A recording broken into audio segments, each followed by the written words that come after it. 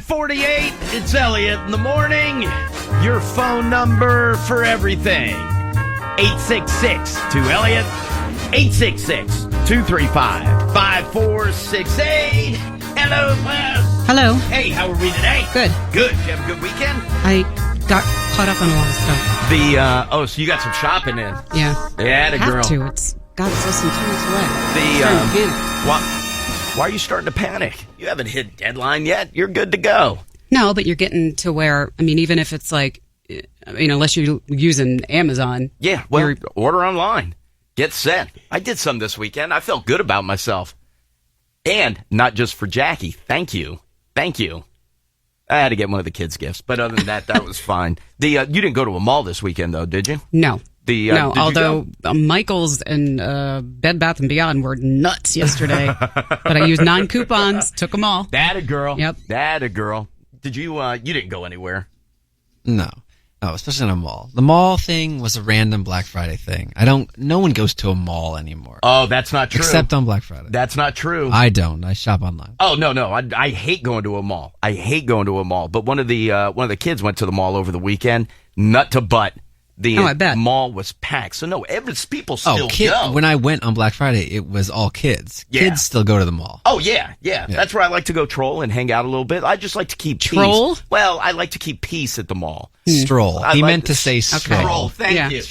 Troll sounds skeevy. But you know what I did get over the weekend? Kaylee, come on in. Yeah, hell yeah. I found another pack.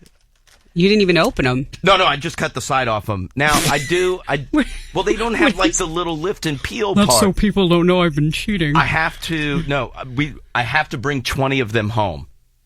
That's the only thing that I was told. I don't know why, but I have to bring 20 of them home. But the gingerbread Oreos, get ready to enjoy happiness. There you go. No, my hands are clean. I just washed. No, I did. Here you go, Kaylee. Enjoy one of those bad boys. It smells good. It does smell really good. No. They look so strange because the inside looks chocolate. It looks peanut butter, right? Yeah. Oh, no, it's not. They do smell delicious. By the way, did your car get towed on Friday? Right next door.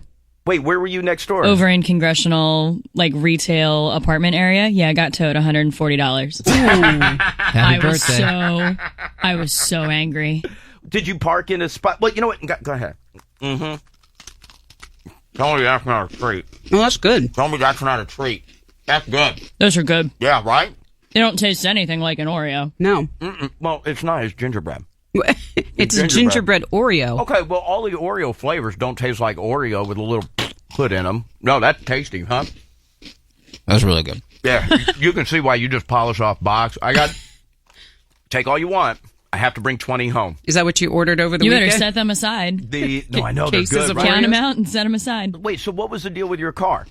So there's a whole bunch of sections that have loading zone 20-minute signs on them. Right. I pulled into one of those sections. Are you over by where the Bye Bye Baby is?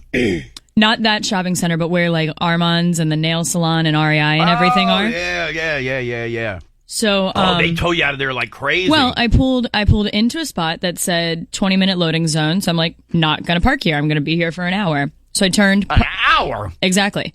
Wasn't there long at all. Pulled to a spot that didn't have any signs or markings. Was gone for an hour. Came back and my car was gone. Ooh. Oh, did you think it was stolen? No, at first I thought I was am I on the right street? Right. I have another one. And I was parked behind two other cars that also weren't there. She's talking eat up. So I don't know if they got towed too. But I had to go into the leasing. There's no sign as to where they tow it or who the company is. No phone number. Oh, that sucks. So I had to go into the leasing office and I'm like, did you guys have cars towed? And even there, they're like, well, we didn't have them towed, but they could have towed you. So I think it's a scam. Wait, so they just came by and they took it? So you had no idea where to get your car from? No, they had to look up what the company is that they work with. And then they called them and handed me the phone. And at no point did you think your car was stolen? No, not at all. Every time I get towed, I think my car is stolen. How often are you getting towed? Yeah. That was the first time I ever got towed. You've never been towed? Nope. Oh, come on. But write me a ticket. It was an hour. You've never been towed before? No. Have you ever been towed? Yeah, I was going to say, but it's been probably 6-7 years. It's been a long time. Ooh. No. I will It's say some of the most angry I've ever been in my entire life. Would you go all Britt McHenry on him? I thought about it. Yeah. She was top of mind. Lose some weight, sweetheart. She was top of mind. I understand her rage. Wait, so how long did it take you to get your car back? Well, I had to get an Uber 20 minutes away. I was so pissed. Wait, where'd they tow you to? All the way over at Goody Drive by Shady Grove. Oh, that's not bad. There's a good barbecue. Uber to go get your car. No, Well, I'm Towing. on the phone I with know her, and you- I'm like, you gotta do. how am I supposed to get to you? And the girl on the phone's like, you got to get here on your own. And I'm like, Okay. Uber. Okay, well, it's not a car service. They don't run a limo service out of there. I know. By the way, there's a great barbecue place right over by that tow lot. Next time you get stuck, Go in Fantastic. and get some. Have you ever been towed? No, You've never been towed? I have not.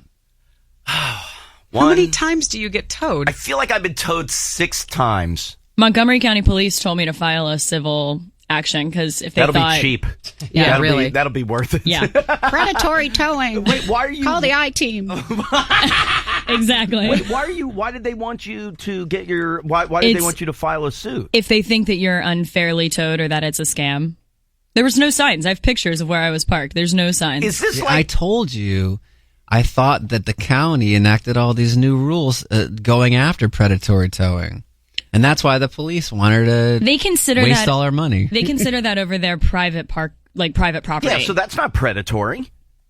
Wait, what? If it's private property, it's not predatory. They didn't just come in there and rip you out of there. You had done something wrong. Where there wasn't a sign? Is this like when Diane told us that there wasn't a sign, but there was the 20-minute parking sign? No. But she didn't care, and she just pulled into No. that handicap spot anyway? No, it was mismarked as retail. Right. And they still towed me. And Right. then Is that the last time you got towed? That was the last time. Oh, And remember they gave me you the need another cookie? Double no, stuff. no. They gave me like the snarky reminder note on my dashboard, like just take my money. Right. Hold on, Kayla. You didn't get a second. There you go. Make They you may feel have better. used a spotter, which is illegal as of December 1st. What is a spotter? See, that's Spotter is an Okay, your employee, mouth is full. sorry. an employee of the tow company who sits and waits, and then they tow. Which they had- alert the tow truck, and the tow truck comes and pulls you away. Yeah, her car is probably gone within 5 minutes. Which my theory of that is if it was 20 or 30 minutes, whatever the tow company claimed, Right. and I was only gone You got for a form that says what time they towed you? I have a receipt. I don't think it has any of the times on it. Of course not. But I was only gone for an hour. And even if it was 20 or 30 minutes, that means somebody had to sit there, Right. watch how long my car was, and then it's another 20 minutes away from where I was. No, they had to go quick. I Right. was just saying, you're lucky. The couple times I've had my car towed, they have to do like a whole search to find out where, like, is your car there? Has it been processed already? That's a pain in the ass. What at the That's lot? what I was afraid was going to happen, was that it wasn't like processed yet paperwork wise. Oh, what a pain And then I in would the have sat ass. in rush hour traffic on the way home. Did you get to go, did they bring your car up front, like a valet service, or did you have to go back in the lot and go get it? I had to go back in the lot. That sucks. That part blows. And the Because, by the way, they don't park you in there nicely No. and uniformly. So then you have to walk to find somebody to see if they can move another car. That takes an hour. and then there was the $20 a day holding fee, even though it was there for all of 45 minutes. Was it there for part of the day? There you go. That's Thank you. that $20 holding And don't fee. cross midnight. Do 'Cause not then it's cross. 2 days. Oh, I've Yeah. had that fight before. I've had that fight getting my car at 11:45 and then not getting the car out until 12:15 in the morning. Just so they can charge you. And them going, well, that's another day's holding fee. And that's when you go, my balls it is. And then you got to go. It's a pain in the ass. And the $20 worth of mileage to get it there. What do you mean? Oh, you got to pay mileage? They charged per mileage of the tow. Is that common? I don't know. I was pissed. Here. I'm good. No, don't waste your cookie. I'm rage eating now. Yeah, no, it doesn't. You're not eating the cookie? I'm still doing the first one. How have you not finished the first She one? was only taking one bite of it. It's What was that sitting right big there. loogie you just pulled up not too long ago? He's got a ready mouthful for- too. I'm ready for my third. Here you go. Yeah, we'll split that one. There you go. That one's fine. Well, which side did Diane lick? the I whole did not thing. touch that one. She licks around. Oh, this the is your entire- second one that you. Yeah, no, the entire rim, Diane, will go around. All right, but you got your car out. Yeah. Let me ask you this: Did you notice anything wrong on the inside of the car? The inside of it? Yeah, because I mean, sometimes the people who tow the car, they'll take a little Joy, or they'll hang out, have a cigarette in there. Sometimes they use them for sex. I saw Seinfeld. My car was locked. How would they have gotten into it? You don't think they can get into a Slim car? Jim? You ain't think they got a Slim Jim back at the shop? Yeah, I guess that's right. I didn't even think about the inside, but no. Yeah. Check your ashtrays. A lot of times they'll put a little little roach in there for you. I don't think my car has an ashtray. I guarantee you your car has an ashtray. No, I really don't think it does. Yes, it does. No, I have. It didn't even come with a cigarette lighter. Like, it has the. A lot of them don't, jack. but they still give you an ashtray, right? Yeah, no, every car has an ashtray, and it's not illegal to smoke. My car definitely doesn't have an ashtray. 100% it has an Right. Well, first of all, it has windows, so it has an ashtray. Your car doesn't have an ashtray? No, Yes, it does. does not. Tyler, will you look that up? What, for her car? I guarantee I don't know what you. year or model her car is. What do you have? You have a Jetta. 2011 Volkswagen Jetta. Yeah, I guarantee What you trim? The Achille. your car has an ashtray? Yeah. Yeah, mine has an ashtray. They all have ashtrays. I cannot think of a part of my car that would be designated as the The ashtray. VW like very anti-smoking. Is When that I think Germany, I I don't know. think smoking at all. But wait a minute, you They don't. scammed the emissions test. yeah? But no, we don't want people to inhale bad stuff. But wait a minute, you should also have a cigarette lighter. No, I've got the 12 volt plug, but it did not come with a lighter. Did you ask for one? No, I actually have two of those plugs, and neither one is a lighter. No, you should always ask for the lighter. Because when you sell that car, when you get resale on that car, you want to be able to throw the lighter in. Well, I mean, it has a spot for the lighter. I just don't have that's a a lighter. deal breaker for some people. Well, then they got to go out and buy a lighter. No, you keep it in the glove compartment. That's where mine is. Because I use a lighter. I'm not stupid. I don't want that burning up all over the place. Nope.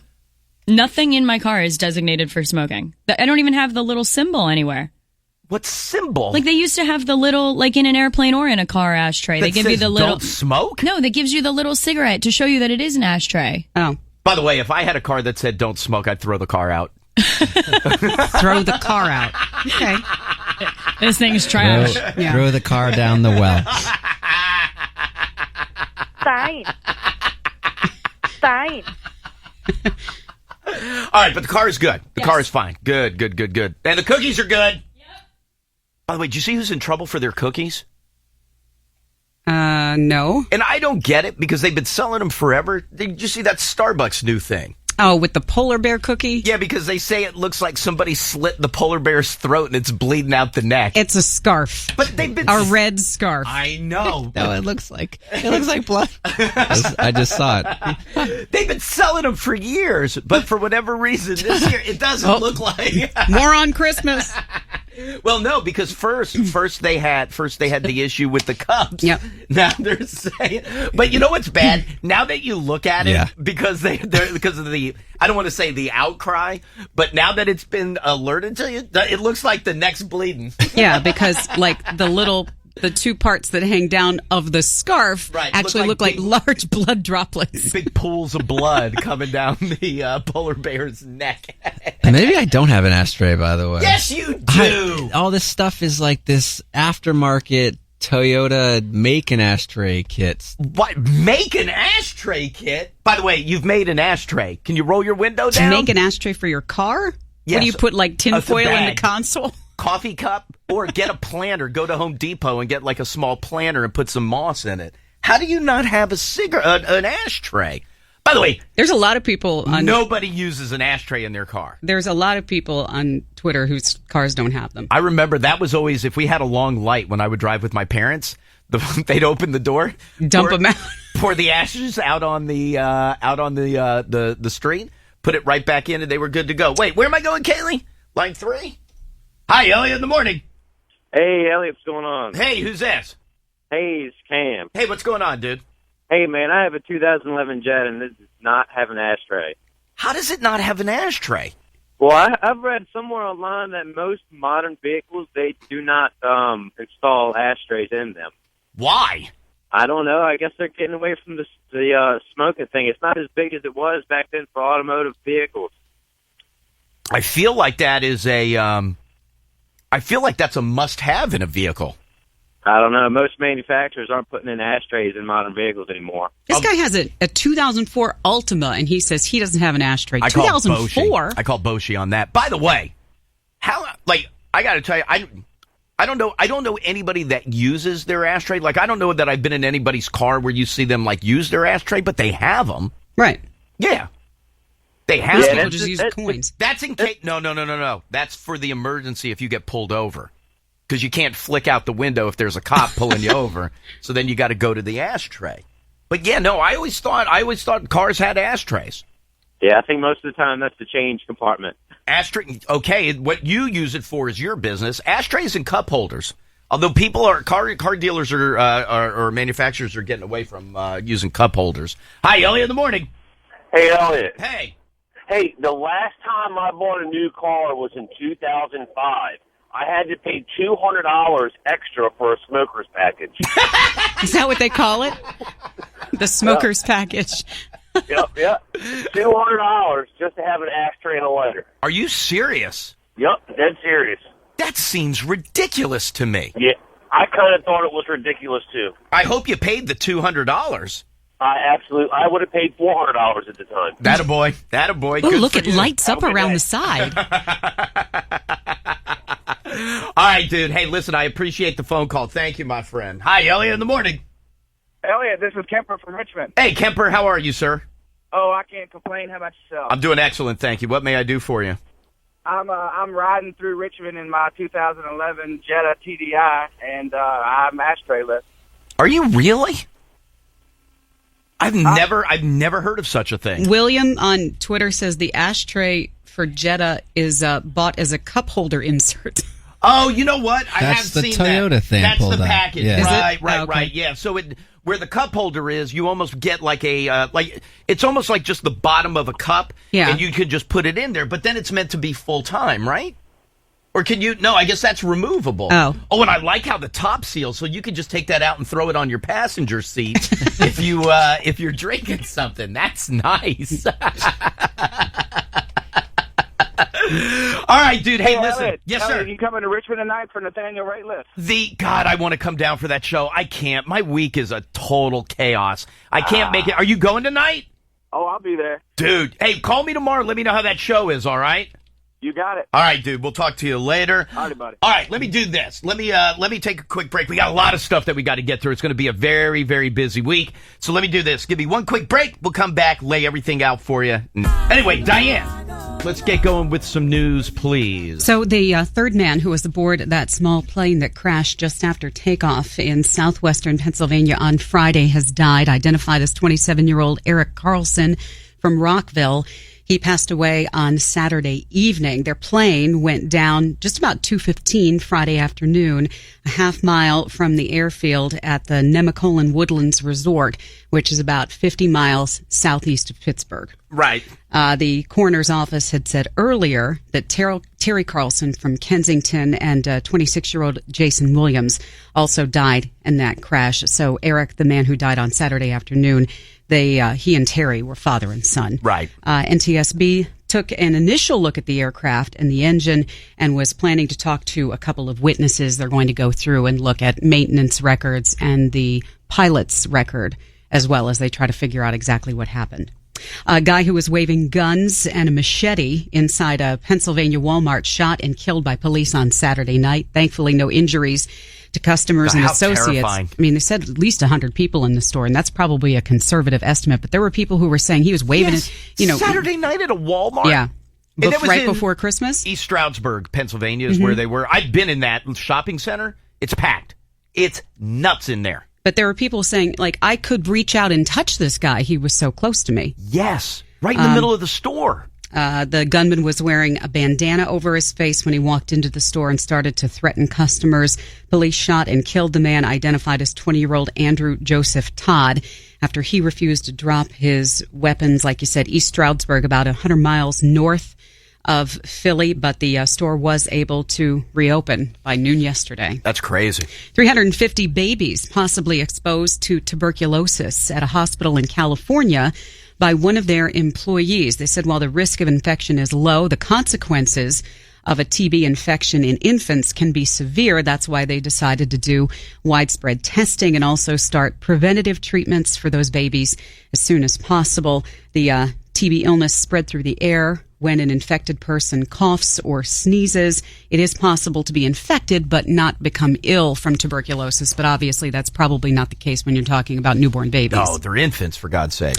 Huge day today for the Postal Service. Today is the busiest mailing and shipping day for holiday packages, letters, and cards, which means next Monday is expected to be the busiest FedEx, UPS. delivery day. But they said delivery day. Tomorrow, I guess, is your deadline if you really want to. If you're not going to spend any extra money to send it, like 2-day or any speedy delivery service, tomorrow's like the day that you have to get everything in the mail.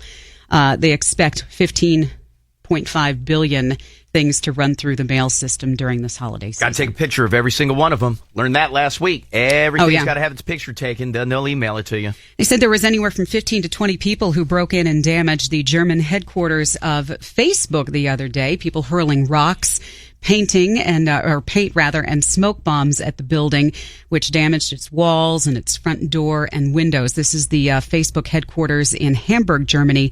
On Saturday, they said they were searching for the attackers who fled on foot. Critics in Germany have said that Facebook is big on cracking down on nudity and sexual content much more than, racially inflammatory language, which they say is a little bit of a misstep on their part. From Loxahatchee, Florida, authorities investigating a stabbing that wounded one woman at a local nudist resort. They were called to the Sunsport Gardens 9:30 yesterday morning. Apparently, this woman had to be treated at the scene and then flown to a local hospital. They think she's going to be okay. Wasn't she just out walking on a nature trail? Yep. And then all of a sudden, somebody popped out of the woods and started stabbing her. Jesus Christ. But they said she is expected to be released. Was she nude? Yeah. Ooh.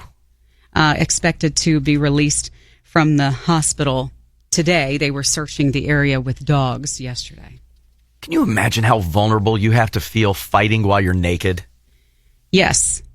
And I mean, you would think if this is typically people who go to nudist resort are very comfortable being naked. So she's probably just walking through this nature trail like, this is the greatest thing ever. Oh, it's the nice all of a sudden, day. I'm out getting a little walk in. Attacker just pops out. Nature. Yeah. They expect at least 4 blocks to be shut down in Hollywood tonight for the big Star Wars premiere. Oh, my God. I was watching some of the footage overnight. Oh, does it look... What they're doing, it's unprecedented. Unprecedented for what they're doing for the premiere. Expected to be the biggest movie premiere in history. And I believe, if I'm not mistaken, they're not naming the theater. Because there's the Dolby Theater. There is the Mann's Chinese Theater, which has some new name. I don't know what it is. But there's 2 other movie theaters kind of in that area. And they were saying that they're kind of keeping it a surprise as to, because they don't want people trying to bust into the theaters. So they were trying to keep it a secret as to which theater the movie is going to take place. And so you'll get there with your pass, and then they'll tell you where to go. And then there's some that say they may be doing it in multiple theaters just because they expect all of Hollywood to show up. God, how great is that? The movie's here Friday. The movie is here Friday, Diane. Friday. Also, television related after 6 seasons, Mike and Molly is ending. That surprised me. I guess the woman, Rondi Reed, who plays Mike's mother, Peggy, on the show, put it out on Facebook over the weekend saying, not only is this going to be the last season, they have also decided to shorten this season from 22 episodes to 13. So did it just jump the shark? I don't watch every week. So did it just run its course? 6 seasons isn't that long for a successful television show. These days, pretty good. That's really good. Yeah. Is it really? Yeah. Oh, okay. So then you know what? Good on them. Good on them. You get the voice tonight. It's what's her name's too expensive. Melissa McCarthy. This is her last contract year. Oh, so they just know they're not going to be able to afford her. Well, they haven't said anything officially yet. This co-star is the one who ran her mouth on Facebook. Oh, so it may not even be canceled. Well, it doesn't sound like that. Yeah. Maybe she's getting canceled. Maybe they don't want to tell her you fired. Maybe they're telling her, well, I don't think we're bringing the show back. And the truth is everybody but her is coming back. Psych. Well, if it's just her running her mouth, but that probably makes sense. They can't afford Melissa McCarthy. I would doubt that. I mean, she'll be over $1 million an episode. Yeah, She's a star. Yeah. She's a big star. You get The Voice Final Four performing tonight on NBC. Also Adele live in New York City is tonight, second season finale of Fargo, and the Struts are on with Seth Meyers. The Struts, this evening. They're still coming in tomorrow, right? Yeah. Yeah, so the Struts, so they got to do Seth Meyers tonight, but that show ends late. And then they have to make their way down. So, yeah, the Struts will be in here tomorrow morning to play live. In the late game last night, the Patriots beating the Texans 27-6. Monday Night Football tonight, you get the Dolphins and the Giants. Redskins finally got a win on the road, beating the Bears 24-21 in a rain-soaked field. They went up by 3 in the fourth quarter, and the Bears kicker missing a 50-yard attempt to seal the win for the Redskins, who now improve to 6-7. Yeah, Robbie Gould has missed back-to-back weeks. He's flubbed a kick.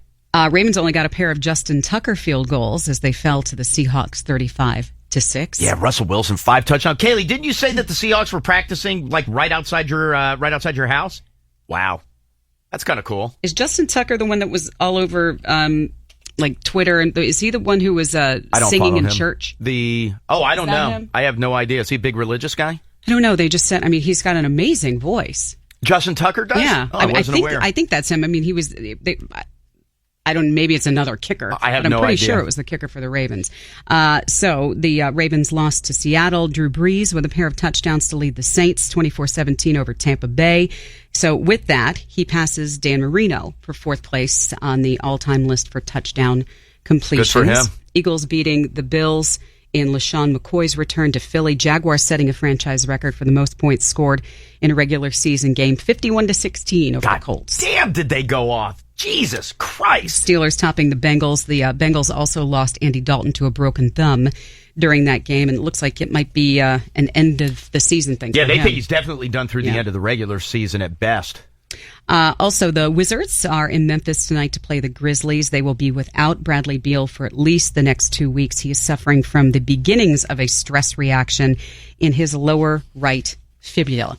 Also, the U.S. women's national team beating China 2-0. We did. Right yeah. on. Kicked their ass. So that's it. So now we're down to Wednesday night's game in New Orleans, and then that'll be it.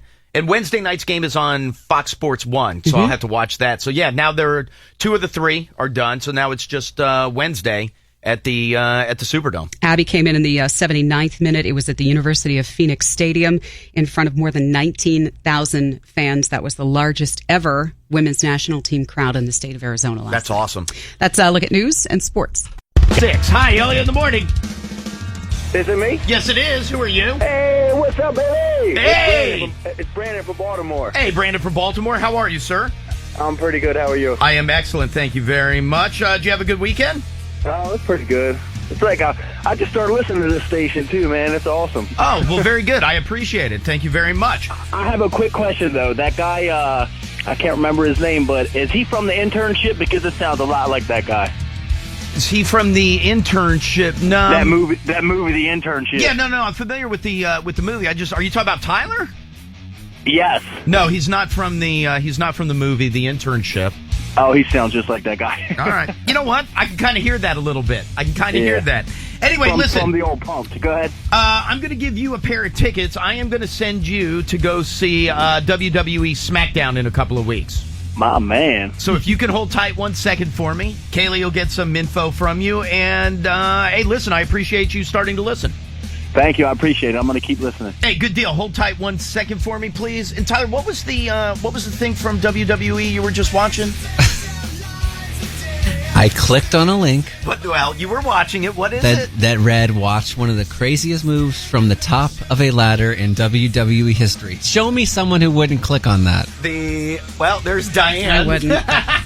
And apparently it went down last night at the tables, ladders, chairs pay-per-view. And then what was the other? You said you got sucked into watching. What was it? The top 5? I was telling you this off the air. Oh, but it was like the Shawn Michaels matches or something like that? I said yesterday when I was looking at the copy for contesting, I got sucked into WWE.com. And I watched Shawn Michaels' top 5 strangest opponents, which then got me to the top 5 entrance fails of all time. And one involved Shawn Michaels, that's why it was a related link. And then they had Kane's pyro not go off, which was funny. 3 hours later? No, Tyler it finally was finished not up 3 hours. WWE? It was a couple hours. Best of Vince. Ooh, that would be good. Did you find that? All right, let me go to line 7. Hi, Elliot in the morning. Is this me? Yes, it is. Who are you? I'm Lucas. Hey, Lucas, how are you, sir? I don't watch wrestling. Pretty good. How you doing this morning? I am doing excellent, thank you. How was your weekend? I was all right. Kind of busy, but, Busy with what? work, pretty much. Oh, what do you do for a living? Retail. Oh, okay. Hey, where do you work? Walmart. Oh, okay. All right. Yeah, I would imagine you guys are busy as hell right now. Yeah, right before the holidays. Yeah, I hear you. Hey, listen, same thing. I will give you a pair of tickets. I'm going to send you to WWE SmackDown. It's 2 weeks away. So if you hold tight 1 second for me, Kaylee just has to get some info and we'll get you set up. Awesome, thank you. Hey, you got it, dude. Hold tight 1 second for me, please. No, the reason I asked him, hey, Kaylee, will you do me a favor? I need one of my truck driving friends, if you don't mind. And I don't care if you're over the road or local. Doesn't matter to me. I just need one of our truck driving friends. And this isn't, what was the last thing that we got into with truck driving? Wasn't it like the real big trucks or something like that? No bigger trucks. No bigger trucks, that's right. Did you see the bill that just got passed on Friday?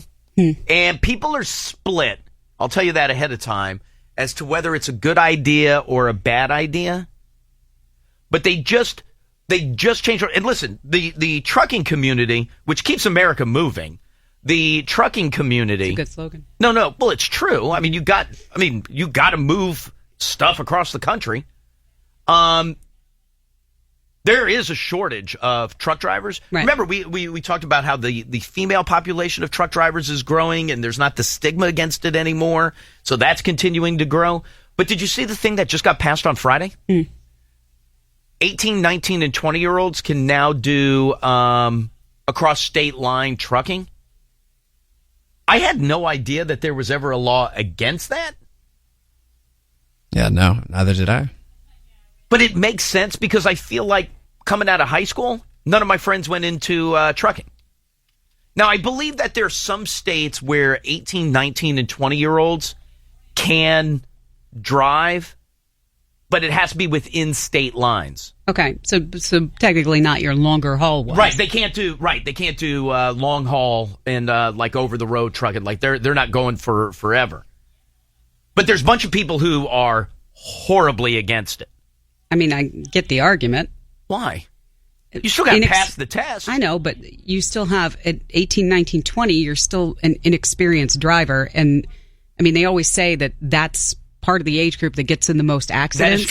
That is true. And it's one thing if you're in your Honda and you get into an accident as opposed to being behind the wheel of an 18-wheeler. Could you imagine, though, being 18 years old, fresh out of high school, and you're driving, you're driving a truck across the country? No. But what a great way to see the country. Well, obviously, yeah. At 18? But now, still a they gig. don't like you taking time and going sightseeing while you're delivering your load. But did you even know that was an option for you at 18? No, not an option. Well, no. In state lines, a lot of times you can okay. do it. I thought you meant but over the country. road? No. I had no idea.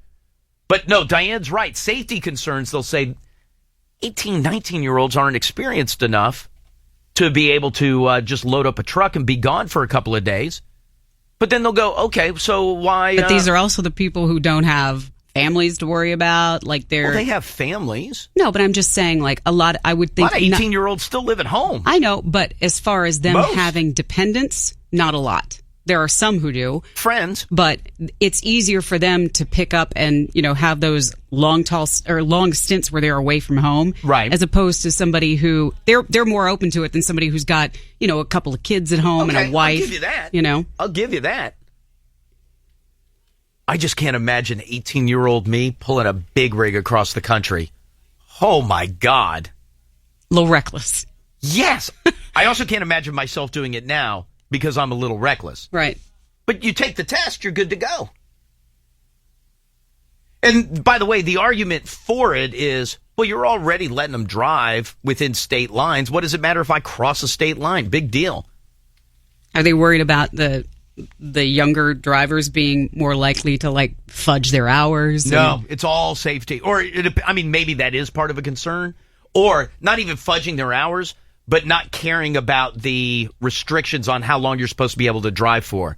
You're 19 years old and you stay up forever. Right. Wasn't that the story that came out last week about truck driving? What was that? It's all electronic logging now. Oh, so you can't even fudge a book? Well, I'm sure there's a workaround. But I bet there is. the systems are looking at like engine hours and everything that they're trying to curb fatigue. That's good for my boys, though. My brother-in-law's a truck driver, and he would get yelled at all the time. Is he gone for like long stints at a time? He goes back and forth. Like sometimes he does, like he'll work for a company and just do local, like around Houston. And then there's other times where he'll do over the road. Yeah, electric logging devices automatically record driving time by monitoring engine hours, vehicle movement, miles driven, and location information. But that doesn't stop your bosses from yelling at you. Right. Man, 19 years old, windows down, hair flying. God, that would be awesome. Where am I going, Kaylee? Line 1? Hi, Elliot in the morning. Hey, what's going on? Hey, who's this? I'm Gilman. Hey, what's up, Gilman? Yeah, I'm a truck driver. I'm 20 years old. I'm on the road right now. You're 20? Yeah. Dude, you got the voice of like a 40-year-old. You sound like a man. I'm 6'3", 4, 280 pounds. Oh, you're a big boy. You're a big boy at 20. Hey, how long have you been driving? About a year now. Have you really? Yeah, I'm not going to lie to you. I was a little reckless when I started. When he started at 19. I'd be getting down the road, trailer be swinging sideways. I just didn't care. I just keep on going. Now, let me ask you this. Are you I don't know, where do you live? I'm from Ashland, Virginia. Oh, okay, sure. Right outside of Richmond. Are you only driving in the state of Virginia? Yeah, I can't leave the state. They don't allow that. Right. 21.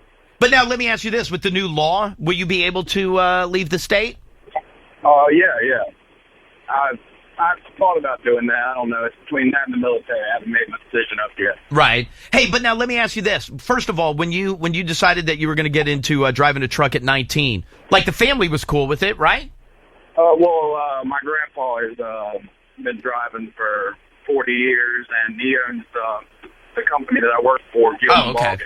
That's cool. And your legacy. Hey, are you friends with a bunch of drivers your age? Not really. I've met a couple my age, but most of them are in their late 30s, 40s kind of deal back when they had the chauffeur's license. Right. Are you less reckless now than you were a year ago? Say it again? Are you less reckless now than you were a year ago? Yeah, I've learned a couple lessons, had a couple close calls, and slowed down a little bit. Gotcha. All right, dude. Hey, listen, I appreciate it. Hey, man, can I get a T-shirt? Yeah, hold tight. Let me see if I have those. Hold on 1 second for me, please. Hi, Elliot in the morning. Hello? Hey, who's this? Steve. Hey, what's going on, Steve? Oh, not a whole lot. Hey, long-time listener. I love you guys. Appreciate it. I did the class and all that. Hey, let me ask you this. You obviously you drive a truck for a living? Yes, sir. Yeah, I've been driving for about 25 years off and on. I'm actually driving right now. I've got the Bluetooth going on. Good. I'm getting ready to head into Manassas right now. It's America's most livable community. Take a picture when you get there. Hey, now let me ask you this, Steve. At what age did you start driving? Well, I kind of. I started actually driving. I wasn't really making any money when I was in my 15, 15, was riding with my uncle. And he showed me how to drive. And there was a couple of times that he would actually let me drive, down the road. But things were a lot different back then. Right. Compared to now. You just can't.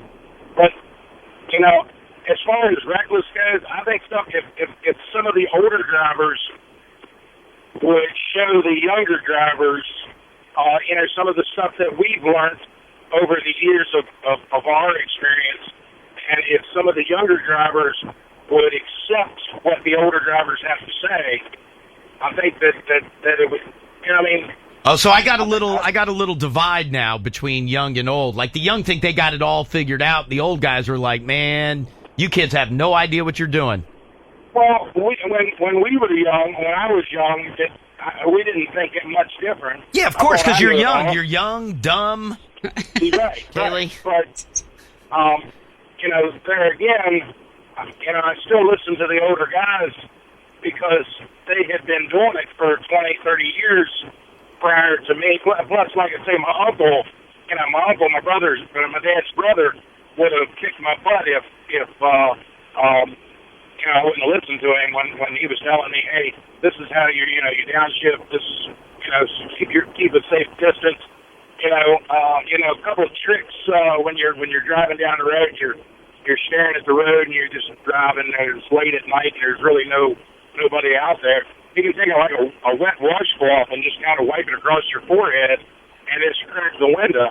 And the cold air, even if it's summertime, if you wipe your forehead with anything wet, as soon as the air hits it at 60 miles cools you right or off. whatever. Exactly. It's a good Exactly. tip. No, that is a good tip. That's why I always have a wet rag laying in the driver's seat. Well, a lot of people make fun, but you have to prepare yourself. Diane is. I've done the long haul from I used to run to California all the time, and when you're putting in 10, 11 hours of driving. Years ago it used to be 10 hours. Now you can drive 11 hours. Right. Legally. As far as the logbook goes, now, they have the electronic logbooks now. What happened with those are a lot of times when a lot of people don't understand the electronic log. They're hooked up to your the engine, so that when you start to run out of your hours. The electronic log is going to let you know that you're running out of your hours. You have so many minutes or so much time to get to where you need to park so you can go ahead and go into your sleeper berth, to change the shift, so to speak. Right. No, I hear you. Hey, hold tight. Wait, I'm sorry. Say again? If you don't pay attention to that, your engine... It doesn't shut off, but it won't go above an item. So, I gotcha. Hey, hold tight 1 second. Hold tight 1 second for me. Hold on 1 sec. I still think it'd be weird as hell to look over and see an 18-year-old kid driving a truck. Not if you talk to you, that 20-year-old. Yeah, no, that's true. Yeah. But wouldn't it be weird? Yeah. But I like the idea. Although 18-year-old me would not have been good behind the wheel of a big rig. Or anything. Still. No, I drive very well now. You don't. The police would say otherwise. I can't imagine what No you were accidents. like as a teenager driving. Not good. Not like good. if you're driving today, right. Well, now 2015 is Think described about it, as though. reckless. What the hell would they use to describe it as an 18, 19-year-old? First of all, now it's not reckless. Now it is experience. I'm an experienced driver. Experienced in recklessness. I drove the exact same way, just minus the experience. I get more tickets as an adult than I did as a teenager. Good for you. No, I did. I would think it would be impossible to get more tickets than you get now.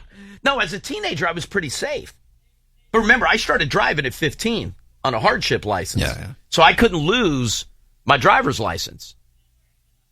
Now it's caution to the wind. No, now I'm afraid of losing my car. Whatever, on with age. Line 2. Hi, Elliot in the morning. Hello, Hey, who's this? this is Eric. Hey, what's going on, dude? Not a whole lot. I'm 22 years old, and I cross state lines in the truck. Yeah, no, 22 is fine. It's 18, 19, and 20 is when they say that. Well, they just changed the law on Friday, but it used to be 18, 19, and 20. You couldn't cross the lines. Yeah, I got when I got the job, they had to give me a DOT test and all that just so I could cross the state lines. They got to check your nether regions for hernias and stuff. Oh, But I mean, it's no big deal. I mean, you cross the state line as long as you don't miss your way stations. I don't see where there'd be a problem, even if you're under 21. hey, at what age did you start driving? I actually started like 4 months ago. Oh, so you just got into it? Yeah. Do you love it? Yeah. I see the mountains every day. 'Cause I'm from King William, Virginia. Mm-hmm. And I'm driving up to Martinsburg, West Virginia right now. Dude, good for you. Yeah. Good for you. And are you seeing more younger and younger guys driving? I'm the youngest guy on the team right now. The next guy up from me is 26. Oh, okay. All right. Very good. Hey, listen, I appreciate the phone call. Elliot, I've been driving since I was 22. I'm 26 now. Top 4 driver in my company, bro. Got to be careful and responsible. That's what Diane likes to hear. I like when the gamification culture makes its way into truck driving. But the guy's top 4 in his company. So is that safety record and time? Like, how do you think that they determine that? Yes. I mean, that makes sense. I have no idea. Because it's interesting. I would think safety. One of the points of opposition for the electronic logs, which now you have like 2 years to implement. Oh, so they're barely there's time. getting There's in. time. I'll fix that. But one of the points of contention was that if a driver is not yet at the legally allowed hours, Right. even if that driver feels like he or she must rest, the company will say, keep driving. Oh, really? Listen, I didn't argue on either side, and So I'm I just get the reading it 10 for the hours. first point. I don't know how much water that holds, but obviously a lot of companies don't want electric logs because they want to fudge the books a little bit and make the trips faster or whatever, or make it to the destination faster. But they're saying, or they were worried that these managers would say, drive to that limit no matter what. Don't you think that goes on anyway? Where some guy's like, hey, boss, Well, no, I'm feeling tired. And they're like, don't care, drive. What's existed before, I think, is drive over the limit. Oh, way over the limit. Yeah. But it was interesting to So see now that it's side of the argument. Push to the limit. Yeah, but I'm tired. Don't care. Don't care at all. Hi, Elliot in the morning. Yes, sir. I was just calling. I've been driving all damn night with these gooey ducks, and I'm trying to figure out what's going on. Wait, I'm sorry, with these what? Gooey ducks. What's a gooey duck? A gooey duck was explained to me by it's a large fake penis. I'm sorry, sir. You need to pull over. I'm sorry. Where are you driving right now? I am over on the Beltway. And good. And wait, are you? Yes. Why have you been driving with gooey ducks? Where am I going with these? I was told to go to the Capitol. I'm going straight to Pennsylvania Avenue.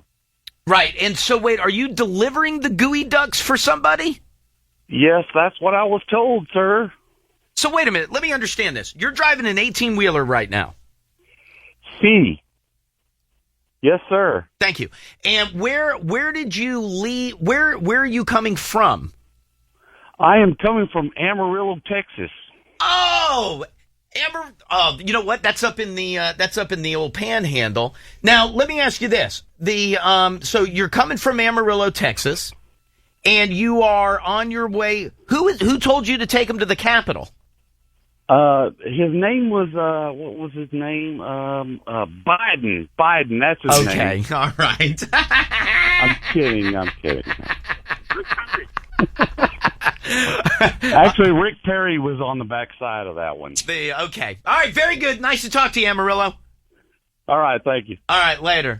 Going the wrong way. It's Amarillo by morning. I couldn't think of the song, damn it.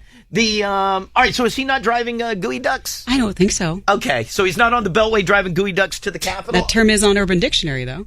Is it really? Mm-hmm. Hi, Elliot in the morning. Hey, what's going on, class? Hey, what's going on? Same old. I know. I've been driving trucks since I was 17 years old.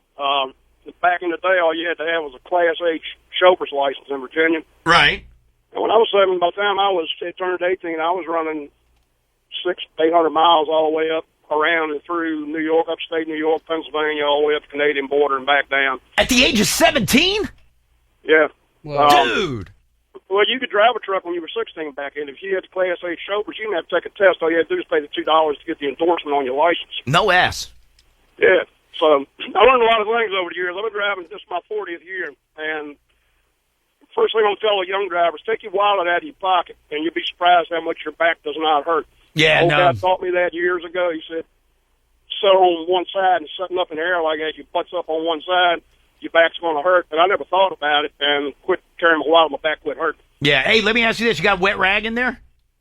Pardon? Wet rag for the brow? He probably calls it forehead. Wet rag for your forehead? No. But I'll tell you one thing. It took me about 20 years to figure out why I always got so sleepy driving when it was raining. Why is that? It's because your eyes watching the windshield wiper blade.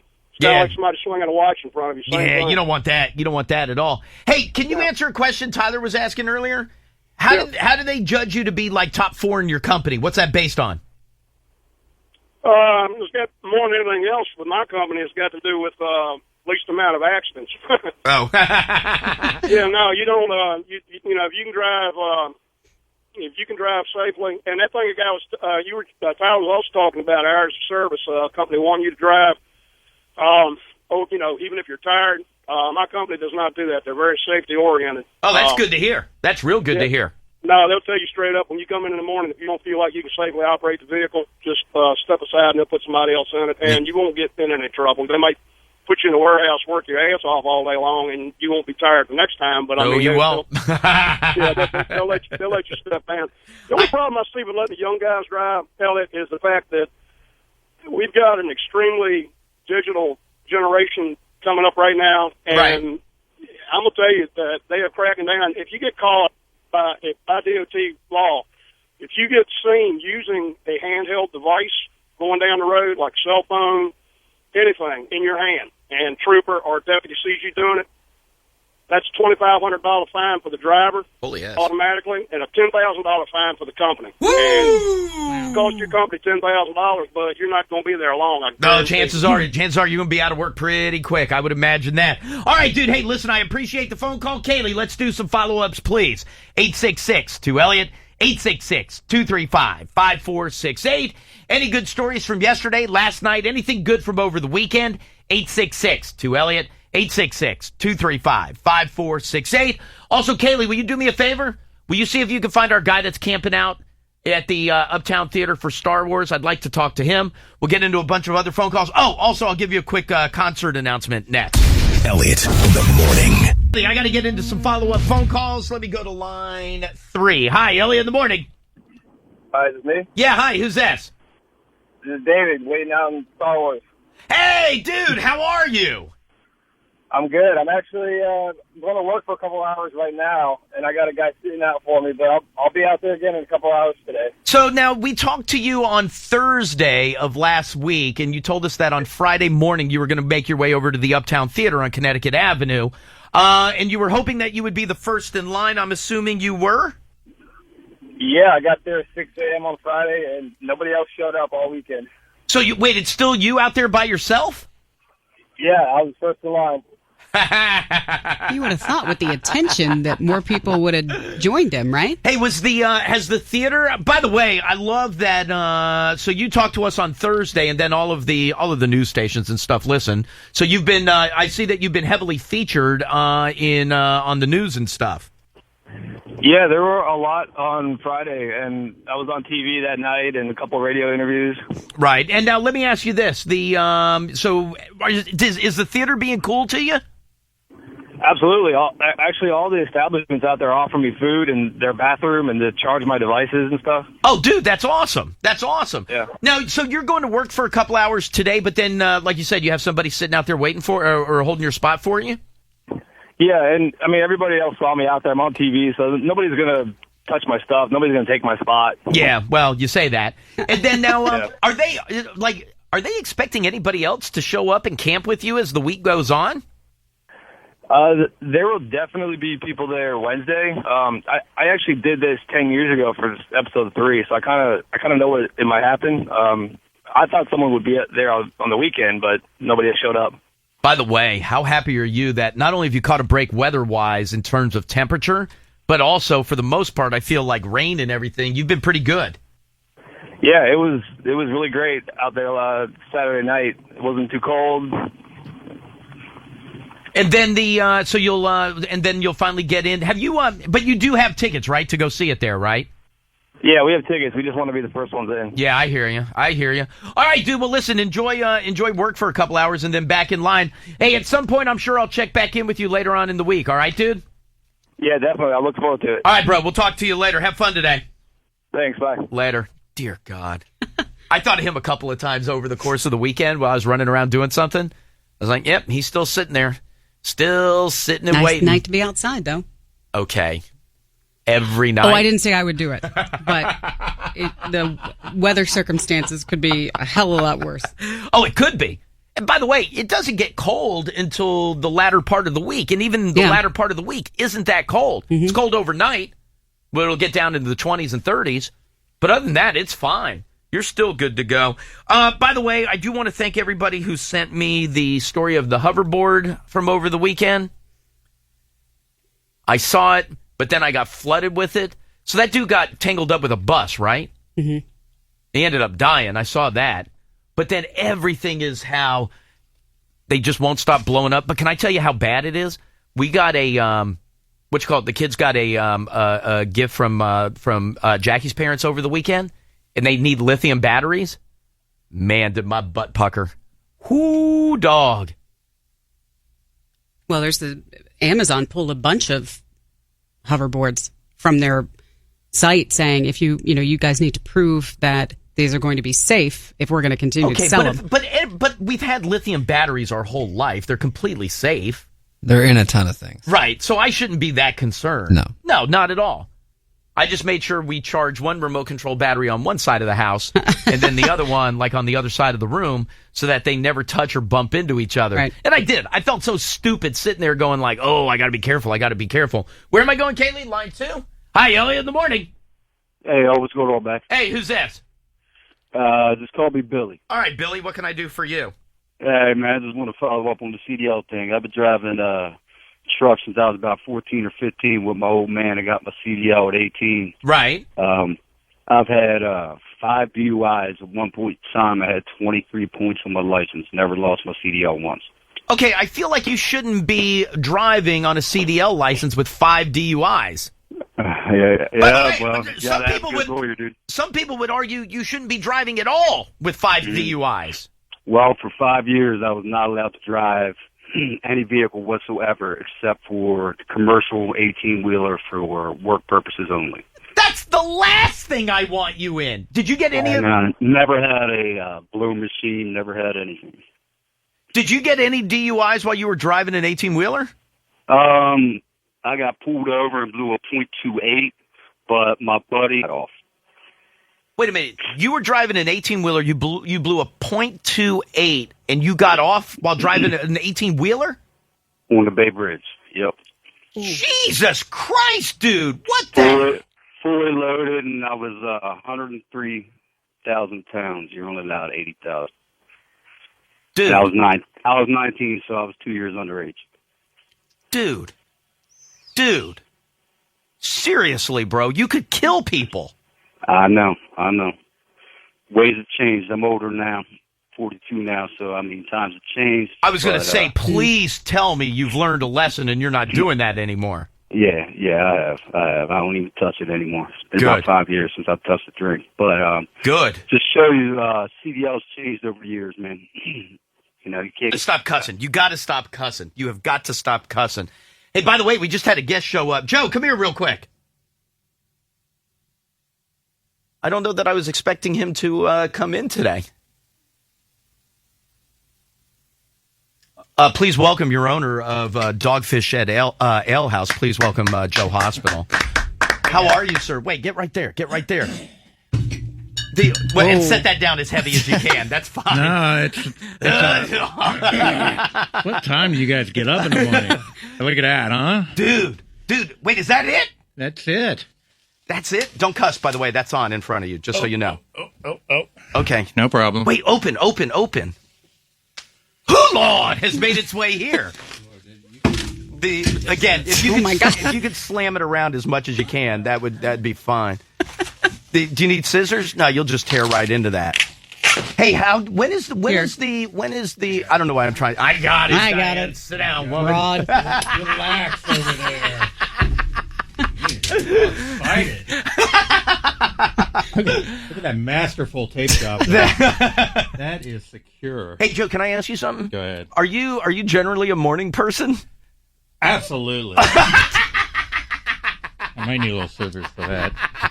Hey, Broad, now you can get them. Now you can get them. Hey, why don't you go make yourself useful? There you go. Thanks. somehow work through this highly secure. Right. Do you think it would help if you banged the growler around on the console a little bit more? So wait a minute. So don't put it toward your hand.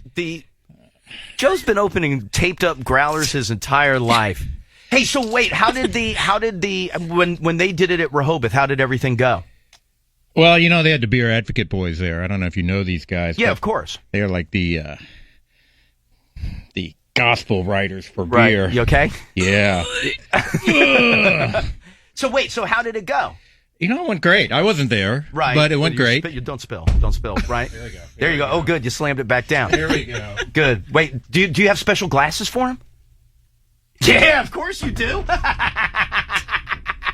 It's the first time I've had this too. Oh, really? Oh, wait, are you drinking with us? Yeah. Oh, sweet. No, please do. Please do.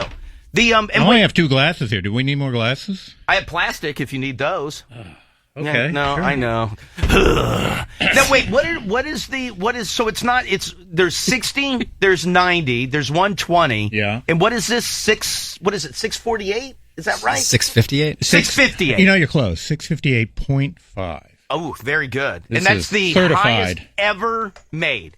Yeah, highest ever certified. Yeah. Right. Diane, never mind. I'm not going to tell you what to. No, you do whatever you. Joe, what? No. Does he need a towel? For what? What? No, you'll clean that up. No. I just meant Diane's not going to drink all that's in that glass. So if you want to use some of that to pour into the cup, that's fine. But you do whatever you want to do. Look, we can do this, right? You do whatever you want to do. Yeah, that's fine. I'm not going to tell you what to do. I'm going to give you. I'm not going to tell you what to do. So this is the first time you've had it also? Yeah, first time for me, yeah. All right, very good. Diane, that's yours. Kaylee, you want some? Yeah, come on. Come in here. Here we go. Yeah, be careful. Don't want to spill on the smell that. The control board. Smell that. Definitely smells bitter. There you go. I can't wait. I've talked to someone at a party over the weekend who was so jealous that we were going to try this. I didn't know you were coming today, though. I would have done like a whole big build-up or something. That's all right. That's all right. Whatever. I don't know. I was asleep on the way No, here. this is the first time outside of Rehoboth Beach that this has been. Is it really? Drank. Yeah, because I think you said the next time is at there's some big beer expo in Boston. Up in Boston, yeah, the Extreme Beer Festival, yeah. And when is that? Mid-February. Oh, so we're kicking their ass. We're way ahead of them. We are groundbreakers. All right, so outside of Rehoboth, this is the first time ever. This is it. Absolutely. And you know why? That's why the people at Dogfish Head are the greatest people in the world. Are you, Joe, do you want to do a... yeah, well, we'll just do a cheers. All right, whenever you're ready. Do a hula.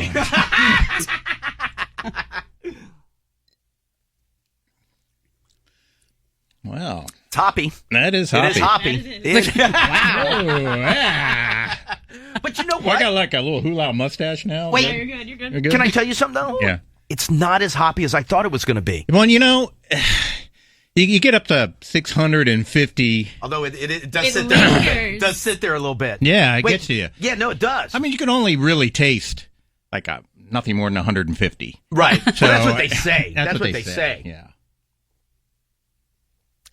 That's pretty good. This will wake me up. This is pretty good. Surprisingly drinkable. Yeah, I thought you thought your eyes would pop out of your head. I thought I was going to hate it. I thought it was going to be like, oh god damn. But no, that's good.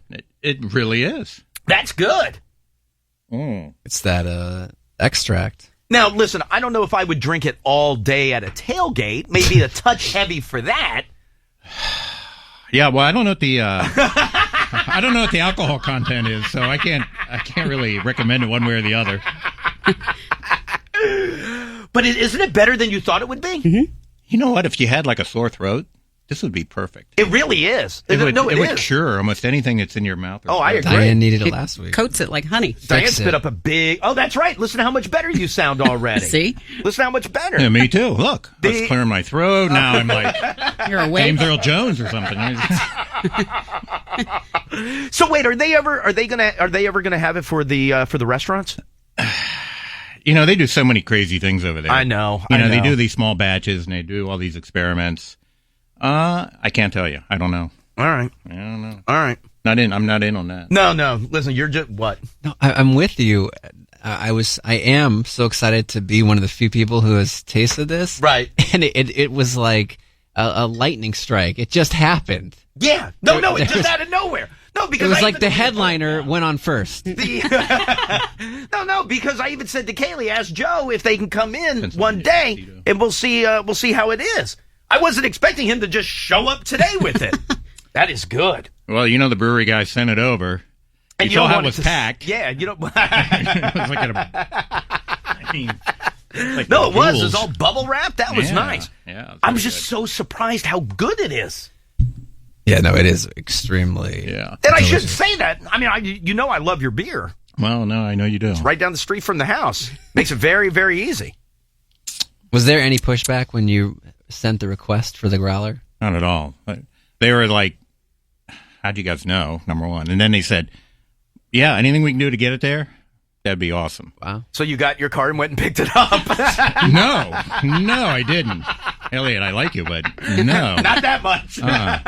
No, they literally said, we'll get it to you as fast as they were going to try to send it last Friday. Right. We were talking about it last week. Right. And he said, I don't think we can get it there, but it showed up over the weekend. Dude, that's awesome. That's fantastic. No, those guys are awesome. They're exceptional over at the brewery. That's great. Yeah. Oh, that is so good. I'm going to drink all of this. No, please do.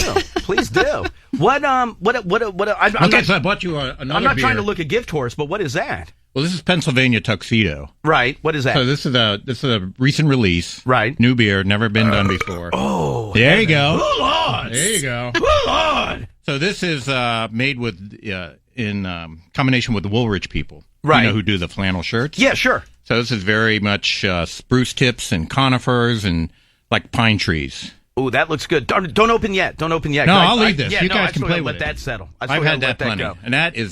Plenty. I've had that plenty as soon as I got up. Yeah, that's got me out the door this morning.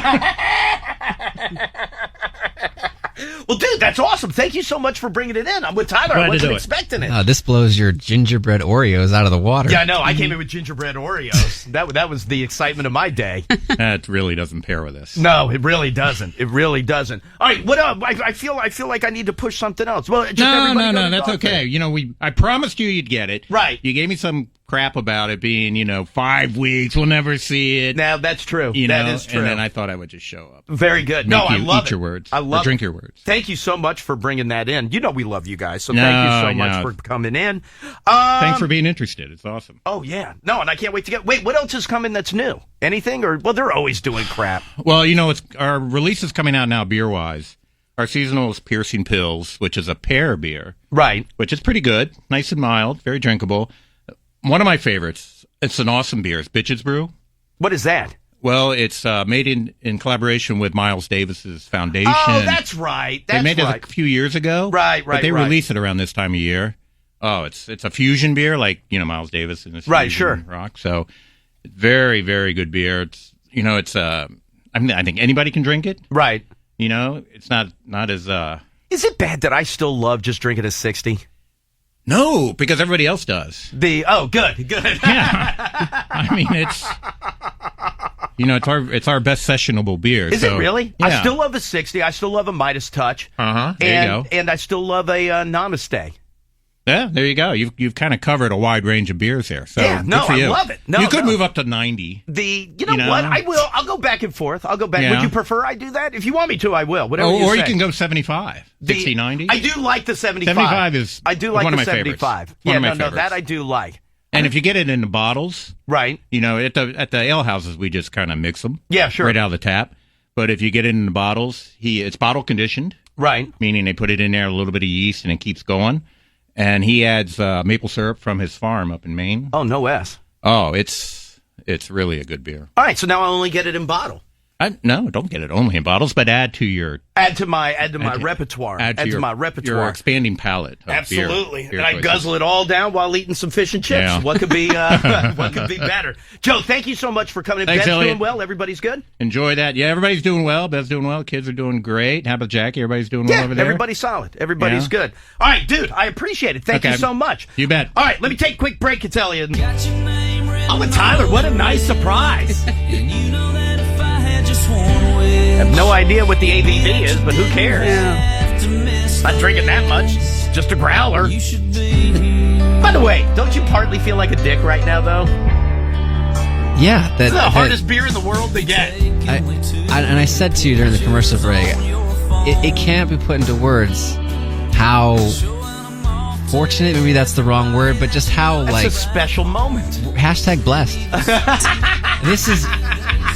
This has been the talk of the industry for about a month now, 3 weeks now, and we're one of a few people who have tried it. It's us and Joe Lotrulio. That's it. Yep. Couple people out at Rehoboth, and that's it. So thank you very much to Dogfish Head Ale House for coming in this morning. Thank you, Joe. That's the other thing. He had to get up and drive here. Whee. You know what? That's a nice man. What lesson does that teach you, Diane? Be nice to your neighbors. Yes. That's why you're nice to your neighbors. But it really is. I still can't believe we're sitting here drinking it. No. I mean, I'm having trouble wrapping my head around it. And just the way he came in was, it's almost like it was a dream. Like he was never here, and now we're looking at the remnants of a reckless pourer. And by the way, I would bet reckless. And it really is it's much better than I thought it would be. It really is. But that's not to say, like they made such a little amount of it. We thought it was supposed to be almost undrinkable. It was just an experiment in like brewing. Garlic gum. It's like garlic gum, Diane.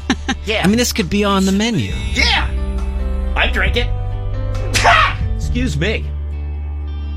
Yeah, that was tasty. That's a nice little treat. Anyway, thank you very much to Dogfish Head for sending over the Hoolard for breakfast today. That's fantastic. All right, listen, I got to move on. We got to get into some news. After that, I am going to give you a pair of tickets to join us on Thursday. Keep in mind, Thursday of this week. God, by the way, a great week just got better. Oh, my God. And don't forget, right before we got to taste Hoolard, we announced the AC/DC show. I'm telling you, Diane, the week, it's a red letter week. Yep. It is a red letter week. So anyway, we'll do some news. After that, I'm going to give you tickets to join us on Thursday. We will be with Chris Cornell for a little private performance that we'll do at Amp by Strathmore. So here's the deal. Like we did all last week, we'll do it through Thursday. You'll win your tickets to join us for the show. Now, if you can't get through, you can't call right now, it's busy, whatever the case is, you can always register to win your tickets online. Go to facebook.com/EITM online. So we'll give you those as soon as we're done with the news. Don't forget, coming up a little bit later on, Tyler mentioned we announced the AC/DC show during Diane's Dirt. We'll give you tickets to see AC/DC, 5th row today, 4th row tomorrow, 3rd row on Wednesday. We'll make our way down to front row Friday. Tickets go on sale Friday morning. And then also this week, we're taking care of your Star Wars tickets. Everybody's going this weekend. May as well let us pay for your tickets. So we'll do that a little bit later on. And then we mentioned it earlier also, the Struts will be in here tomorrow morning, so we'll get live music in here tomorrow morning. All right, Diane. Let's get going with some news, please. For the first time, Newtown, Connecticut schools are open on the 3rd anniversary of the Sandy Hook shootings of 2012. They are planning a quiet remembrance of the 26 lives that were lost in that school 3 years ago. They'll be observing a moment of silence for the middle and high schoolers today. But at the elementary school level, there will be no mention of the shooting. The kids who survived that day are now 4th graders, and right. So they did say that there will be counselors on hand for any students that may need to sit down and talk to someone. And I believe the reason that they're open today isn't today the first time it's a weekday that the anniversary falls, and so there was a lot of debate as to whether they were going to close schools or not, since it was a weekday. But they decided, you know what? It's not that it's been 3 years. Let's move on. Clearly, that's not the thought, but let's try to keep it somewhat normal and still pay the proper respect and the proper remembrances, but let's keep kids going to school and kind of get over that hurdle of it, and so that you'll keep going every day. You know what I did listen to, because I was reading about the anniversary over the weekend. I went back and I was listening to the song that the Alternate Roots did for Newtown. Oh my God, such a great song. Such a fantastic song. Also, the search of that lake in San Bernardino was completed over the weekend as they still try to investigate the reasons behind and the methods used in that terror attack. Apparently, they did recover some items, but nothing that was related to the investigation. Yeah, nothing of note, nothing that kind of shed any light or was like an aha find at all. They said that there is much concern that immigration authorities did not pick up on Tashfeen Malik's views that were posted all over social media before admitting her to the U.S. They said they want to look at how the immigration process for visas broke down. I guess also, too, they're searching through computer records via the IP address, because we knew that the hard drive had been smashed. Right. But apparently the search via the IP address is going to be helpful in them piecing together more information. New Jersey Governor Chris Christie will be back on the primetime stage tomorrow in CNN's Republican debate. So obviously Donald Trump is there front and center. He will be flanked by Ben Carson and Ted Cruz. Then you'll have Marco Rubio and Jeb Bush.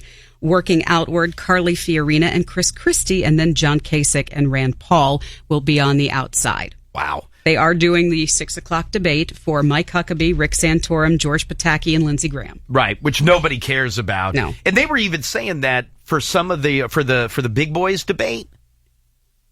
Like, they're trying to figure out, like, based on the numbers, because it was all put together through how you would qualify to make that. Like, there's people going, somebody check some math, because I don't think Rand Paul is supposed to be up on the stage. No, they said he needed... I don't think John Kasich is supposed to be up on the stage, and Christie is iffy at best. They said since Rand Paul was at 5% in a poll out of Iowa yesterday that he shows viability, so they're going to let him in. Right. That's good for him. Ooh, thanks. They found the Rand Paul poll in Iowa. But by the way, in Iowa, that's where things have flip-flopped a little bit. It's all because now Cruz is kicking ass. Iowa goes very evangelical, though.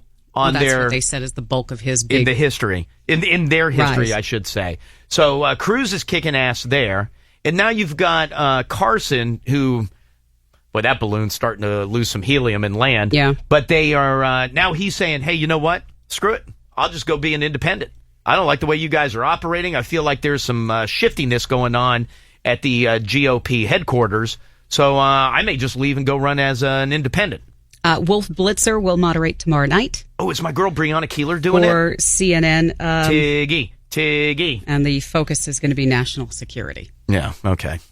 Nickelback's Chad Kroeger being sued by Lloyd's of London's insurance company for failing to disclose that he had a pre-existing throat condition that forced the band to cancel most of their tour dates for 2015. The $13 million claim was filed after he underwent surgery to remove a cyst off of his vocal cords, but they're suing to cancel his insurance, saying that this was pre-existing and they did not, or they were not made aware of it before he took out the policy. Wow. Latest Hollywood rumors have Kourtney Kardashian hooking up with Justin Bieber. She is 36 and the mother of three. I just read a story about him having a threesome. Well, yeah. I mean, they're hooking up. I don't know. No, not with a Kardashian chick, with some chick overseas that he had some threesome with her. That girl's hot, by the way. Well, I don't know that. You said Justin Bieber, right? Yes. Sorry, Hula's kicking in my head a little bit. I was just reading about his threesome. I don't think that they're exclusive or anything like that. I mean, she does have 3 kids to care for. All right. I'm just telling you what I read. New study. Can I tell you the other story that I read over the weekend? Has anybody read about that priest in New York? Oh, the sex fiend? Yes. Have you read about him at all? I mean, a little. Have you seen this dude? No. So there's a priest in New York who's been siphoning off the collection plate to the tune of $1 million. And a good chunk of that money has gone to some... And by the way, and they describe him as being one of these priests that during his, what do they call that? Preaching, would rail against homosexuality, would rail against, like prostitution. Like he would just rail against all hardcore. So anyway, they find out he's taken $1,000 off of the collection plates, and he's using it to pay for his $1,000 an hour male escort. And he's heavy into S&M. And they were talking about how, so he's got like this bodybuilder dude that he is all into. $1,000 an hour. They'll spend weekends together. Mm-hmm. But did you read some of the stuff that they're into? I mean, forget like whips and spanking and all that other stuff. Tyler, how do I say this? Can I just say that? It's a news story. Interesting I can say question. that, right? I mean, yeah, it's a news story. I mean, you can use a euphemism. I don't. Oh, I don't know it. I really don't. You can say it. Oh, so anyway, part of the thing that he would pay this male bodybuilder to do is he would drink the bodybuilder's urine. All right. $1 million. By the way, I don't think the guy's been fired. No, I guess they said he did put a resignation letter in, right. And that the masses yesterday burst into applause. Wait, the parishioners, that he was out of there when his resignation letter was read by the other priest. Oh, okay. I was going to say, don't tell me that they're like, oh no, don't let him leave. He stole $1 million from that church. Yeah, and apparently the parishioners, I don't know how they figured out that he had been doing this before it was actually more widely discovered. But they said, we reported him to the archdiocese and they didn't do anything. And then that's when people were like, you know what? To the cardinal. That's when people said, you know what? I'm going to write a check and put it in the plate instead of putting in cash, because I mean, if it's written, he can't use the check. He stole $1 million and was paying this weightlifter, bodybuilder guy that he was hooking up with. But they said, and I mean, I don't know why anybody's surprised. The guy that they show in the side-by-side picture with him? Is that the boyfriend? Yeah, he looks like Channing Tatum. No, the guy is good looking. Yeah. And the guy is built. And the guy apparently has very tasty urine. But he is, he's screaming the entire time he's preaching there how bad homosexuality is and how bad prostitution is. And the guy's spending $1 million on it. Jesus. Unbelievable. Yeah, so I got that, and then I got lost in the SantaCon took place over the weekend. Yeah. There's some good photos. Yeah, you get to see all the pictures of Santas out like smoking cigarettes, drinking beer, wrestling. Oh, it's awesome. It's so good. Apparently people who swear a lot are more likely to have a larger vocabulary than those who don't. Thank you. People who are more confident when they are swearing are more articulate in other areas, according to some new statistics. They said it's often a common assumption that people who swear are, low when it comes to their vocabulary. They don't have a very high level of education, and that they simply cannot control themselves. But apparently they found that is not the case. Because we have so many more words that we're trying to use into our daily vocabulary. Of course we're smarter. The TV adaptation of Urban Cowboy is done. Oh, they canned it? Fox is not moving forward beyond the pilot, which starred Jim Belushi and Edward James Olmos. God. No specific reason was provided. Sorry to say. Moving on to sports. If you didn't make it to the late game last night, Patriots beating the Texans 27-6. You had the Packers blow out the Cowboys 28-7. Redskins get a win on the road 24-21 over Chicago. Monday Night Football tonight with the Dolphins and the Giants on ESPN. Caps back in action tonight on the road in Pittsburgh against Sidney Crosby and the Penguins. Pittsburgh got themselves a new coach. Yeah. They had to, so they fired their old coach over the weekend, which I guess kind of makes you believe that some of those rumors are true about how Crosby, Malkin just were not getting along with him at all, even though the team tried to downplay that. But so he got fired. Johnston got fired, and so their new head coach, tonight will be his first game as the Caps are in Pittsburgh to play them. Nats GM Mike Rizzo saying he will not continue to pursue a deal with the Reds for Aroldis Chapman while Major League Baseball continues to investigate him on domestic violence charges. Wizards in Memphis tonight to play the Grizzlies. They will be without Bradley Beal for at least the next couple of weeks, suffering from the beginnings of a stress reaction in his lower right fibula. Also, one night after beating the Celtics to improve their record to 24-0, Golden State fell to the Bucks over the weekend to end their undefeated run to open that season. Alabama's Derrick Henry won your Heisman Trophy over the weekend, and they also announced that Donald Trump. By the way, Derrick Henry is from Oklahoma. By the way, he ended the quarterback run at winning the Heisman Trophy. Was that the guy you picked? No, not at all. I think I picked the kid out of Clemson. Henry's Alabama. The Alabama, that's what it is. Yeah. That's what it is. He's from Florida. He's from Florida. He's from Yulee, Florida. That's right. He's from Alabama, but I believe the last running back from Alabama. No, wasn't it Mark Ingram? Wasn't he the last running back? I generally tend to keep a log of Heisman Trophy winners. Yep. in my head. I want to say the last running back from Alabama to win the Heisman Trophy. Yes. Actually, I think he's the last player ever from Alabama to win the Heisman Trophy is Mark Ingram, if I'm not mistaken. Also, golf's governing body deciding that Trump's Turnberry Golf Club in Scotland will not be hosting the British Open Championship. They decided that it would have put the competition at the risk of being boycotted by both sponsors and players. That's a look at news and sports. Hi, Elliot, in the morning. Good morning, it's Diane. Diane, how are you? I am fine. Are you telling me that I won the tickets? I am telling you that you won the tickets. Diane. Oh, you're awesome. Oh, my God, I love how excited you are. That's fantastic. It's the only Christmas gift I can think of to give my boyfriend. He has everything else. Good. No, that's fantastic. All right, so listen, you and your boyfriend, I will see both of you on Thursday for a little private performance with Chris Cornell. Thank you so much. Absolutely. You hold tight 1 second for me. Hey, can I ask you something real quick while I have you on the phone? Sure. I don't know where you work, and you don't have to say the name of the company. That's fine. Are you guys getting any kind of Christmas bonus or anything? Honey, I work for the post office. There is no bonus. No, there's not. Unless the customer gives me a tip, and we do accept tips. Don't listen to what the news media says. Oh, I never listen to what the news says. Everybody works on the news, a complete moron. Oh, except for Aaron Gilchrist. We like to keep him out of the mix, but the rest of them are stupid as hell. All right, listen. Right. Hold tight 1 second for me. Hold on 1 second for me. Have a great day. Hey, you do the same. I will see you on Thursday. I always thought the rule was you couldn't give them cash. You can't do cash or cash equivalents. She's saying they accept it and don't turn it over. Right. Oh, okay. Well, this is like do a gift card for our guy. USPS. Diane! Their website says, Hold on! accept a gift worth 20 or less. However, cash and cash equivalents, such as checks or gift cards that can be exchanged for cash, must never be accepted in any amount. Diane! Never gets returned, so. Okay, but now the post office can look up and see who your mail carrier is, and now you're in trouble. Oh, okay, I'll bake cookies this year. The post office, don't let your carrier eat whatever Diane makes. Diane does not know her way around the kitchen.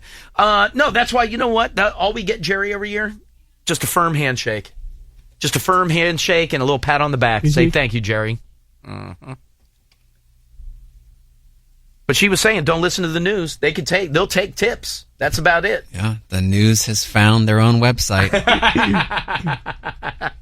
All right, can I ask you guys, so I asked about hey, we're not getting a bonus or anything out of this place this year, are we? We never have. That's right? not true. You got a Target gift card one year. Didn't you? That was a door prize. Well, you had to go to the Christmas party to get it, right? That was like the bowling one, wasn't it? Yeah. Yeah, because remember, we left and went and got sushi. Mm-hmm. Have you ever heard of Hillcore? I don't think so. Hillcore as the name of a business?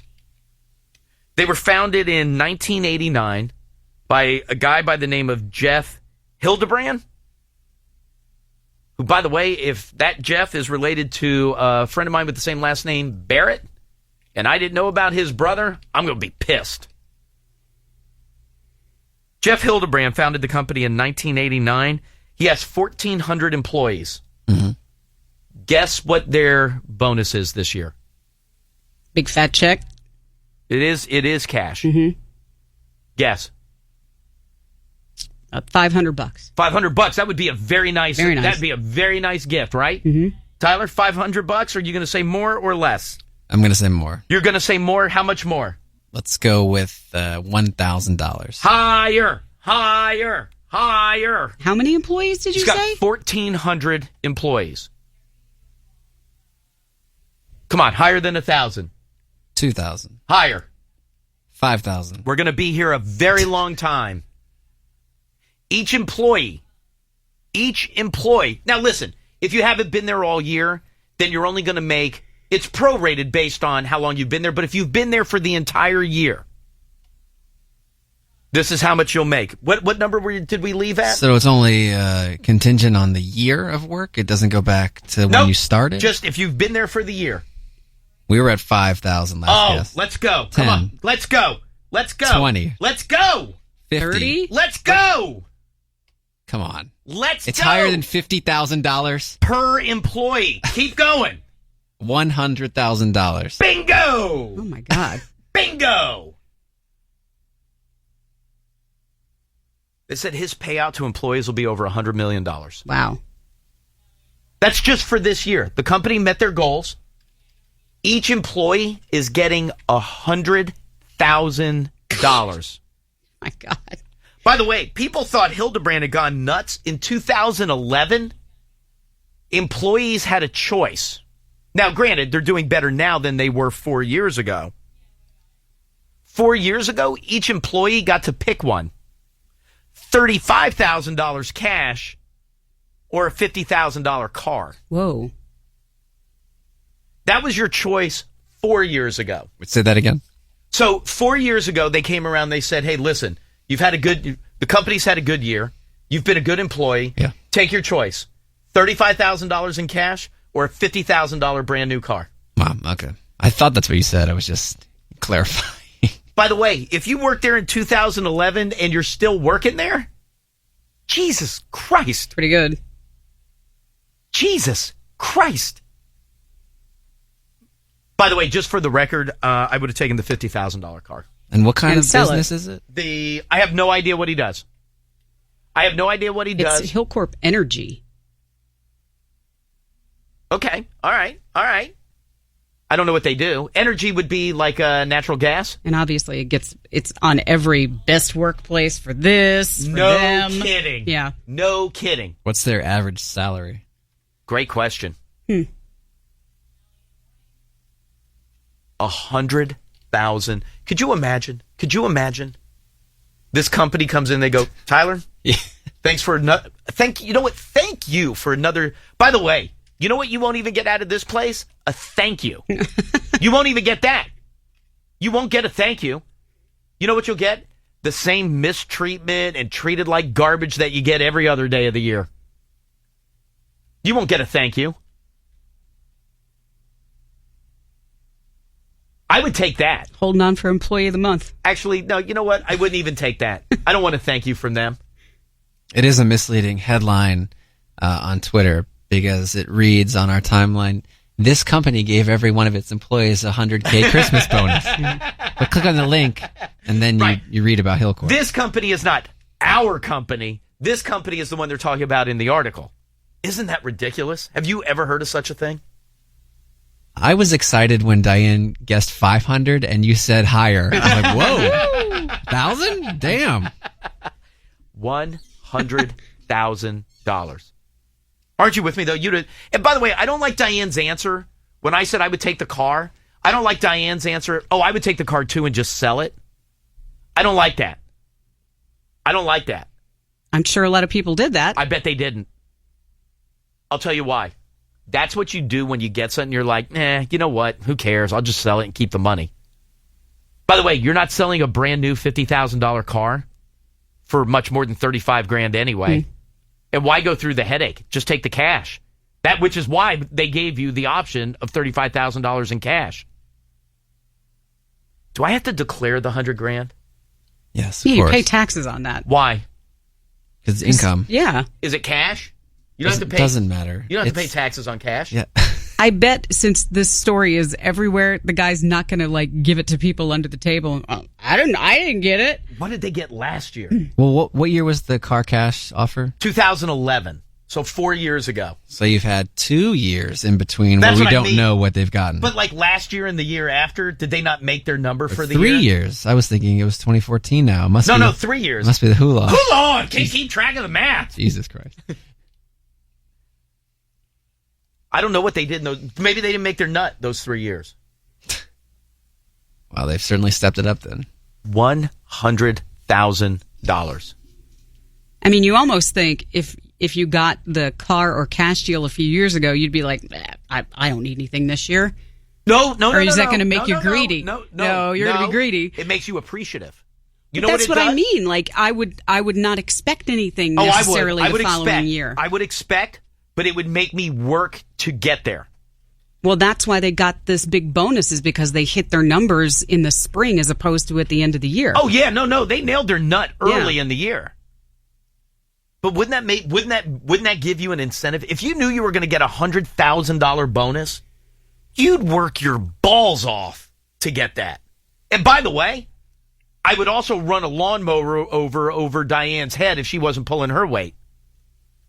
Don't drag down my $100,000 because you're effing lazy. Average salary there is just under $60,000, which means their bonus was a year and a half of work. Wow. Wait, so the average salary is $60,000? Just under. Yeah. And they made $100,000 in bonus. What did I say his name is? Not Barrett. Jeff. What is Jeff Hildebrand worth? You know what? I bet it's not as much as you think. I bet it's not anywhere close to what you think. Oh, hello. $3.7 billion. Okay, it's more than I thought. Who is this lucky woman, Mindy, who is married to him? You were saying, Elliot? No, he's definitely worth something. I thought it was going to be one of those where he wasn't worth that much because he doesn't take that much. He gives it all to his employees to keep the company going. But clearly, if the guy's worth what? Did you say $3.9 billion? I think it was only 3.7. Oh. Careful. Diane, what are you doing? Fix it. No, drink some more Drink some Houlard. here. Take another sip of Houlard. Oh, well, you're eating zinc. That doesn't do anything. It's a cough drop. Look under scam. Where am I going, Kaylee? Line 1? Damn, his net worth has grown. In 2010, he was worth only $1.9 billion. So in 5 years, he's added $2 billion to it. How old is he? Is he an old guy, like on the verge of death? No. He doesn't look that old. Born in 59. So what is he? Almost 60. God damn it. $100,000 bonus. He paid people more than they make for hitting their nut.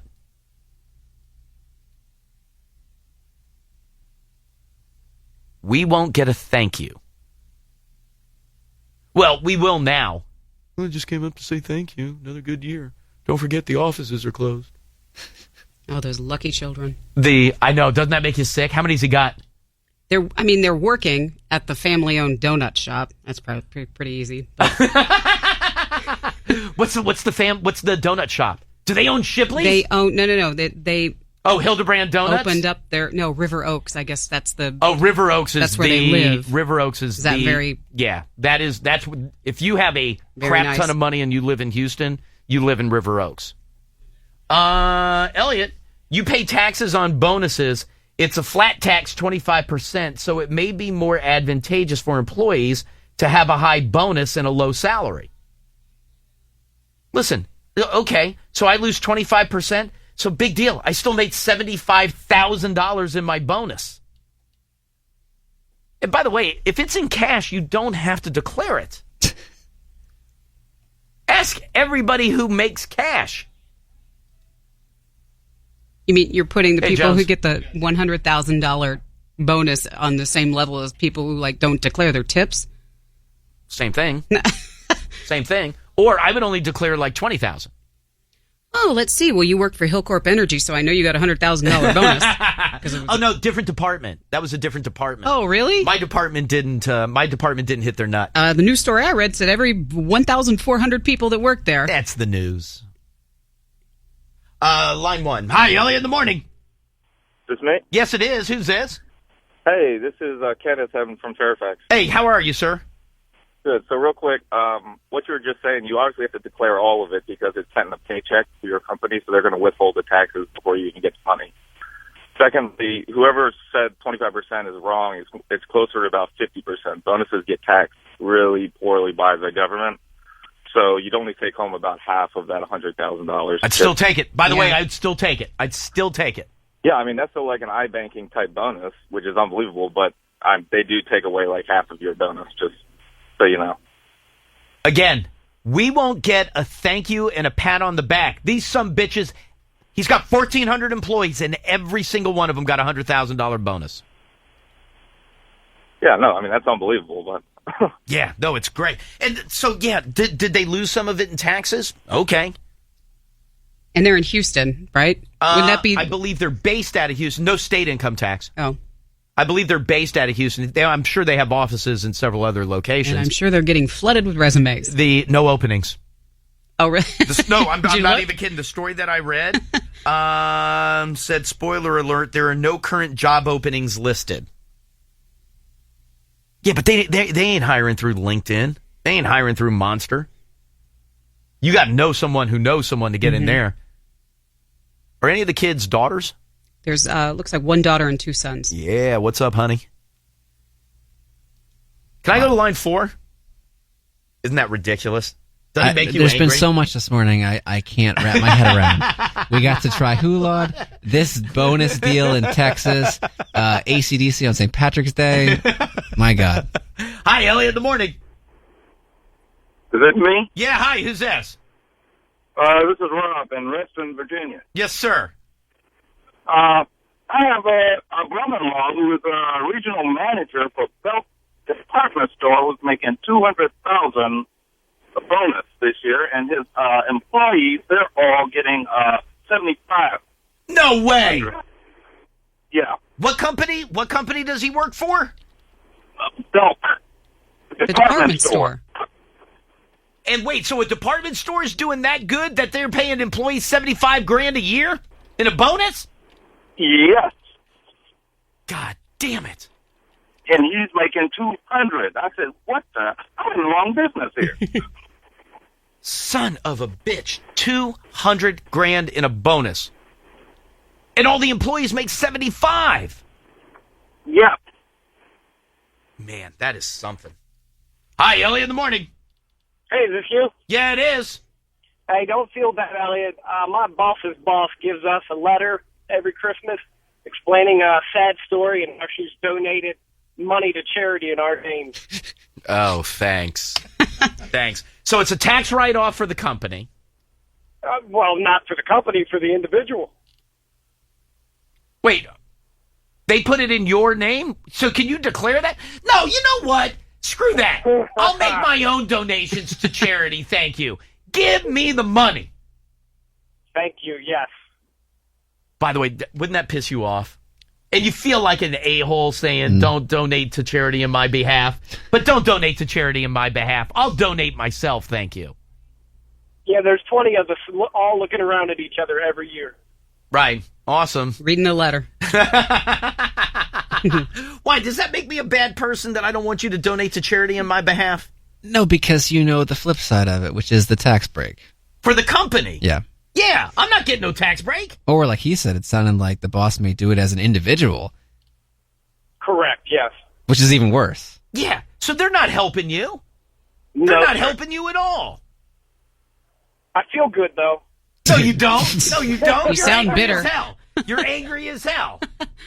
Well, that was like, remember, our company got mad at us one year? And I can't remember what I know what it was. What the disaster was, but we were telling everybody, please donate to the Red Cross. Like, make your donations to the Red Cross. If you can help, do that.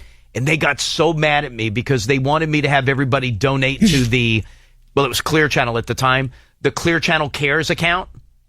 And then the company was going to make a donation so that they would get this big, and they did. At the end of it, they were like, oh, and look at all that we donated to whatever it was. I'm like, you didn't donate nothing. You took everybody else's money and just, that'd be like me going around and collecting $5 from everybody and then making a $20 donation. What was it for? Oh, no, I just remember the details. I don't remember which. Oh, yeah. Oh, event spurred it. I do. I can tell you what it was because I remember getting mad at them for what else they were saying. It was for the tsunami, and they wanted us to encourage to bring in a wave of donations. And I was like, you people are stupid. And then Joe made those wristbands. Bracelets.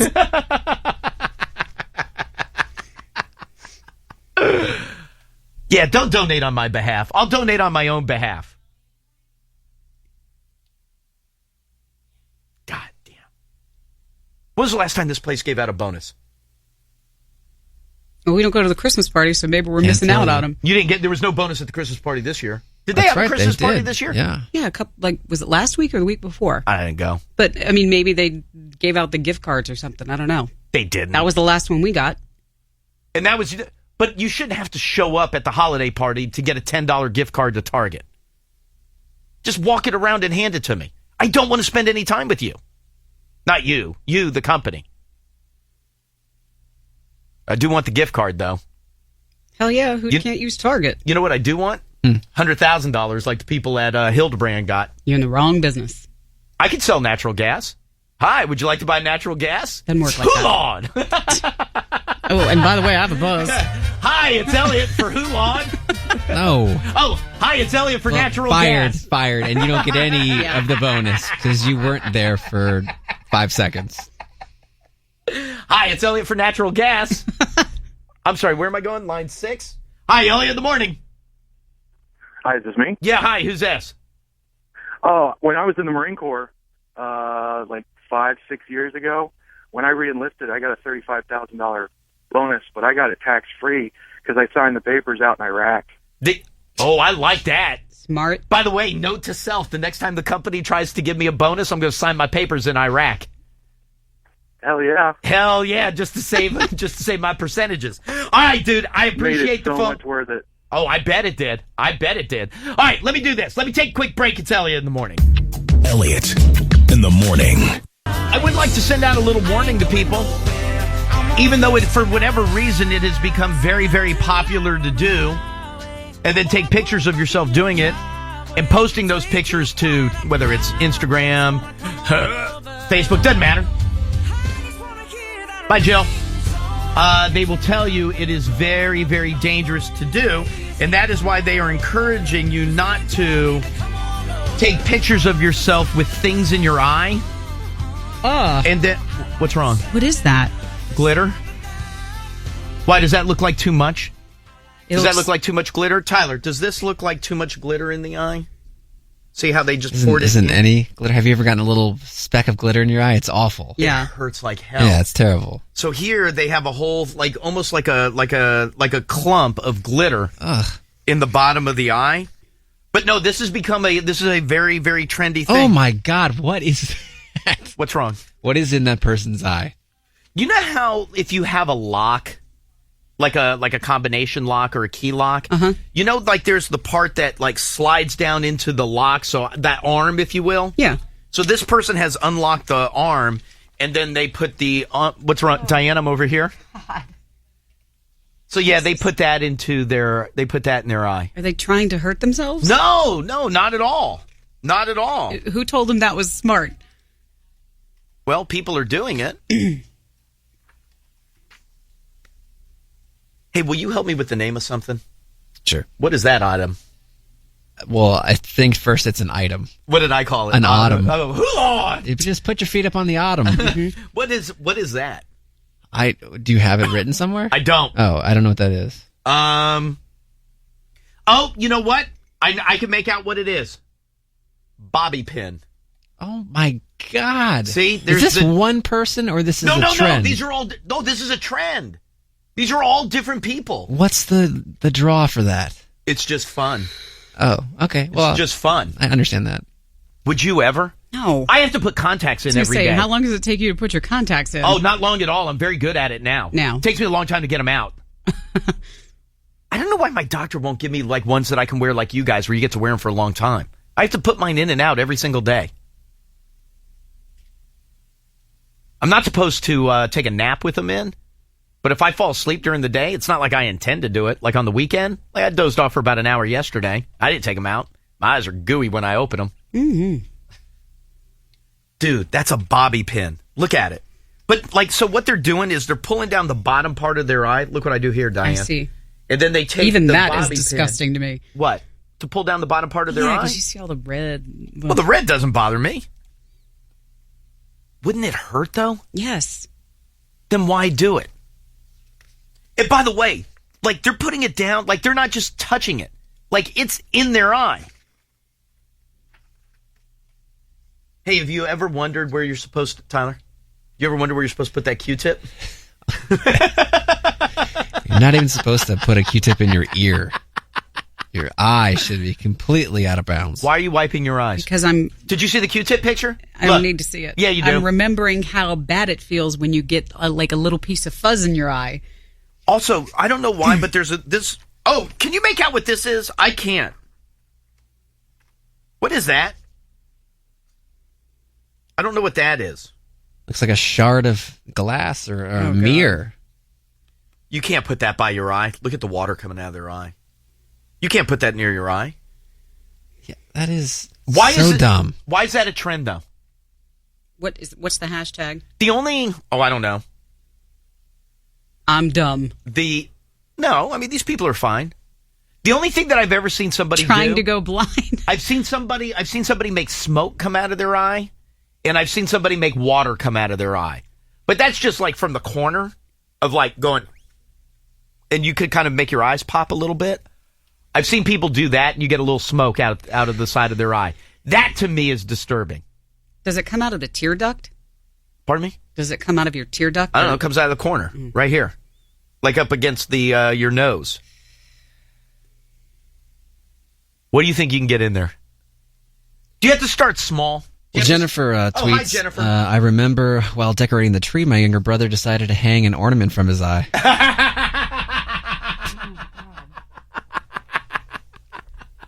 By the way, ornaments, nothing compared to what these people are doing. It is on a hook. A hook. Well, yeah, that's what I mean. But, okay, you want to compare a Christmas tree hook? Here's somebody who has, by the way, out of all of them, I don't know how you do the glitter. Because it's glitter, loose, yeah. The glitter seems like it would hurt. And look, you can see flecks all over the place. The arm of a lock is in somebody's eye. And you're going to complain about a hook on an ornament? Hey, Kaylee, will you find me somebody that can do that, please? Or has done that? I don't like getting a lash in my eye. I don't like getting a piece of paper in my eye. You know what the worst thing I've had in my eye? Where I literally thought I was going to die? Little itty bitty piece of toasted bagel. How'd that happen? I don't know. I went to do something and a little piece just went in with gusto. Went right into the eye. You know how bad that hurts? That's hard. That's like a piece of wood in your eye. Whew, did that hurt? But yeah, eyelash I don't like. I don't like getting a I don't even like if I put my contacts in inside out. Yeah, because it's just slightly over being uncomfortable. Oh no, it's well over being uncomfortable. But then you got to scrape the whole goddamn thing out of there. It's horrible. Are you taking accident stories too, or just people who have hate eye stories, who have put stuff in there deliberately? Why? What do you got? I'll decide. All right. This is from Chesterfield. Wait, will you answer one thing honestly? Yeah. Have you ever, other than like your finger for like contacts or something, have you deliberately ever put anything in your eye? No. Nothing. No, and I told you, seeing that picture of the glitter made my eye. Yeah, no, the glitter is bad. Feel irritated because the glitter is horrible. Or sand, it's that little. Oh, I have gotten sand in my eyes. Yeah, but you haven't put it in there intentionally. No, God, no. Have you ever deliberately put something in your eye? No, and other than your finger or a contact lens. No, and people who do like those crazy bad contacts at like Halloween and everything. I want to try those one year. God, they look painful. Now that I can put contacts in, now I want to try it. Everybody will tell you, yeah, they kind of hurt. Well, remember, my mom was wearing colored contacts for a long time. Okay, I'm not talking about the ones that add color to your eye. No, you're talking about the ones that make you look like you're like a werewolf or something like that. Kaylee, anything deliberately? You don't wear contacts either, right? No, perfect. All right. So are you taking accident stories? It depends. What do you got? I'll decide. You report, I'll decide. But this may unnecessarily solicit for other accidents. That's okay. Let me hear what you got. Chesterfield checking in. My brother put a nail in his eye with a nail gun. He has 2200 vision. And I looked it up. That is legally blind. Nail gun to the eye would hurt. Again, that's not intentional. I just think you have to differentiate. Was it accidental it got in your eye or deliberate it got in your eye? I would like to ask a follow-up to the nail question, though. Oh, you know what? It doesn't say that was an accident. So you think that was just deliberate? Assumed it was. Well, I feel bad now for making that assumption. Oh, then maybe it was deliberate. I jumped to a conclusion. How do you get that out, though? You just got to pull it out like that. No, you go to the emergency room. Okay, well, the guy with the lock in his eye, the guy with the Q-tip in his eye, the guy with the bobby pin in his eye. Is it Bobby or Barbie? Bobby. Bobby pin in his eye. Those are all deliberate, and they stayed there. Oh, can I go to line 3? I've had this problem. Hi, Elliot in the morning. Hey, is this me? Yeah, what you get in the eye? Hello? Hello, hey, Elliot. Yeah, right here. Hey, I had a flea in my eye once when I was like Yes. 7 or 8. Yes, a bug in the eye is Gnats. the worst. The little gnats in the summertime. A literal flea. Oh. Yeah, no, I remember my dog had fleas once really, really bad, and they were all in my bed. And well, that's where the dog used to sleep. And and I had a flea in my eye. It was horrible. By the way, Diane mentions gnats. What's the way that you keep gnats from getting in your face? Don't you hold it Arms up? above your head. Head up high. Or Always. arm up high. I take a gnat over a nail. I take a gnat over everything we've named. Yeah, as with Except any the bagel. reasonable person. Oh, no. You want it over the bagel. The bagel hurt like hell. Oof. That was bad. Where am I going, Why does Kaylee? Kaylee always write fat kid tweet? That's what that sounds like. Hi, Elliot in the morning. Hello? Yeah, hi. Who's that? Hey, this is Brendan. Hey, what's up, Brendan? Hey, so in the 8th grade, this was deliberate. I used to flip that top half of my eyelid inside out. Oh, I hate people that could do that. I hate people that could do that. Kid in middle school do that crap. And so I took the thing from a pin where, like, you use the pin to clip it to your shirt or whatever. Right. And I broke part of that off, and I stuck it up the top half of my eyelid just to freak people out. And I can't remember. I'm 26 now, but that was about 12 years ago. I think I tried a couple other things, and then I decided it was too dangerous. But so yeah, I'm one of those people who was dumb enough to stick something up in their eyelid. Did it look badass though when you had it done? I mean, I was like 13, 14. I was like, hell yeah, look at me! I'm sticking stuff in my eyelids. Y'all can't even do this. I do wish. That's one of my regrets is that I was never able to do that as a kid, to bend my eyelids up. That was a regret of yours. Yeah. When you look back on your life. I try and do it still, and I can't do it anymore. I guess I grow up. Yeah, that's muscle memory. All right, dude. I appreciate it. Thank you, my friend. Yeah, have a good day. Later. Well, you don't wish that you could have done that back in the day? Dude, no regrets. That's a regret of mine. I have an update over here for you. Oh, yeah. What do you got? It was an accident. Oh. He pulled it out, which is why he has 2200 vision. How would you not pull it out, though? Like, I understand that you're not supposed to. How would you not pull that out? You just sit there and scream for the 5 minutes that it takes the ambulance to get there. Yeah, no. I mean, it's not like you've got a fence post that you're impaled on or a javelin. You got a nail in your eye. Of course, you're pulling it out. It's like that. That Chinese boy last week who had the knife in his head. Line 8. Hi, Elliot in the morning. Yeah, this is me. Yeah, hi. Who's this? This is Vinny, man. What's happening? Hey, what's going on, dude?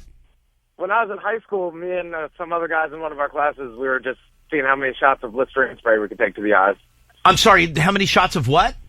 Listerine spray, like the mouth spray. Dude, what are you doing? 18 shots. So I won. You know? Hey, he won. Yeah. He won. So worth it, check that off. Totally worth it. All right, dude, I appreciate it. Hey, Kaylee, will you do me a favor? I wasn't expecting to have that many of these. You ask him to hold? If you're on hold, people, don't go anywhere. I will grab you next. This is also going to trick all the people who had to turn down the volume. Oh, yeah, then we're right back. We're good to go. All right, give me one quick break. It's Elliot in the morning. I was going to say, this is all I hear in Belk. So the flip side is true. Where am I going, Kaylee? Line 3. Hi, Elliot in the morning. Hey, Elliot, it's me. Yeah, hi, who's this? Hey, it's Gary from Richmond. How are you? I'm doing great, thank you. What can I do for you? Well, it wasn't on purpose, but talking about things getting in your eye, eating crabs one time with my soon-to-be family, and cracked open a crab, and Old Bay shot into my eye. Oh, God. That's got to hurt. That's got to burn. It was seething pain for at least a half hour. Yeah, no, that's like, you get the same thing if you're like... Sriracha. Oh, I take sriracha. Jalapenos are horrible. Yeah. You get jalapenos on your hands, you touch your eyes, you touch your penis, whatever it is. No, you ever taken a piss after handling a jalapeno? Woo, man. That's the, you get an old case of the pecker burn. That'll do you in. All right, dude, I appreciate it. Hi, Elliot in the morning. Hey, what's up, Elliot? Hey, who's this? It's Jack. Hey, what's up, Jack? None. I was just listening and I heard the jalapeno. I've had somebody splash that in my eyes before and it sucks. But I'm not sure what hurt worse, that or when somebody put a cigarette out in my eye. Oh, my God. Wait a minute. Somebody put a cigarette out in your eye? It was accidental. I mean, I just lit a cigarette and was going up the stairs, and the guy behind me was talking to someone behind him, talking with his arms like people do. Mm-hmm. And I turned around to go back down because I forgot something in his hand, flipped the cigarette right up into my eye, and your response is to close your eye. So I clamped onto the fire of the cigarette with my eyelids and held it there and listened to it sizzle out in my eye. Oh, my God. Yeah, I couldn't open my eye for like an hour laying on the couch almost crying with pain. What happened to your eye? Nothing. I mean, after an hour or so, I got up, went back doing things the way I normally would. So it didn't, like, burn you blind or anything like that? No, it didn't mess up my vision or anything. It hurt like hell. But it didn't, I didn't go to a doctor or anything. I just still live my life the way I always do. So your eyelids kind of caught the cigarette, but it was at the perfect angle where that hot cherry was up against your eyeball. Right in the corner of my eye. Jesus Christ. Holy hell. That's bad, dude. Yeah, all right, bro. We'll talk to you later. I appreciate it. Thank you, sir. All right, Later. By the way, wouldn't you think that your eye, like you would lose vision? Like, wouldn't you think you'd go blind? Is it harder to go blind than I think it is? I would think if I burn my eye, I'm going blind.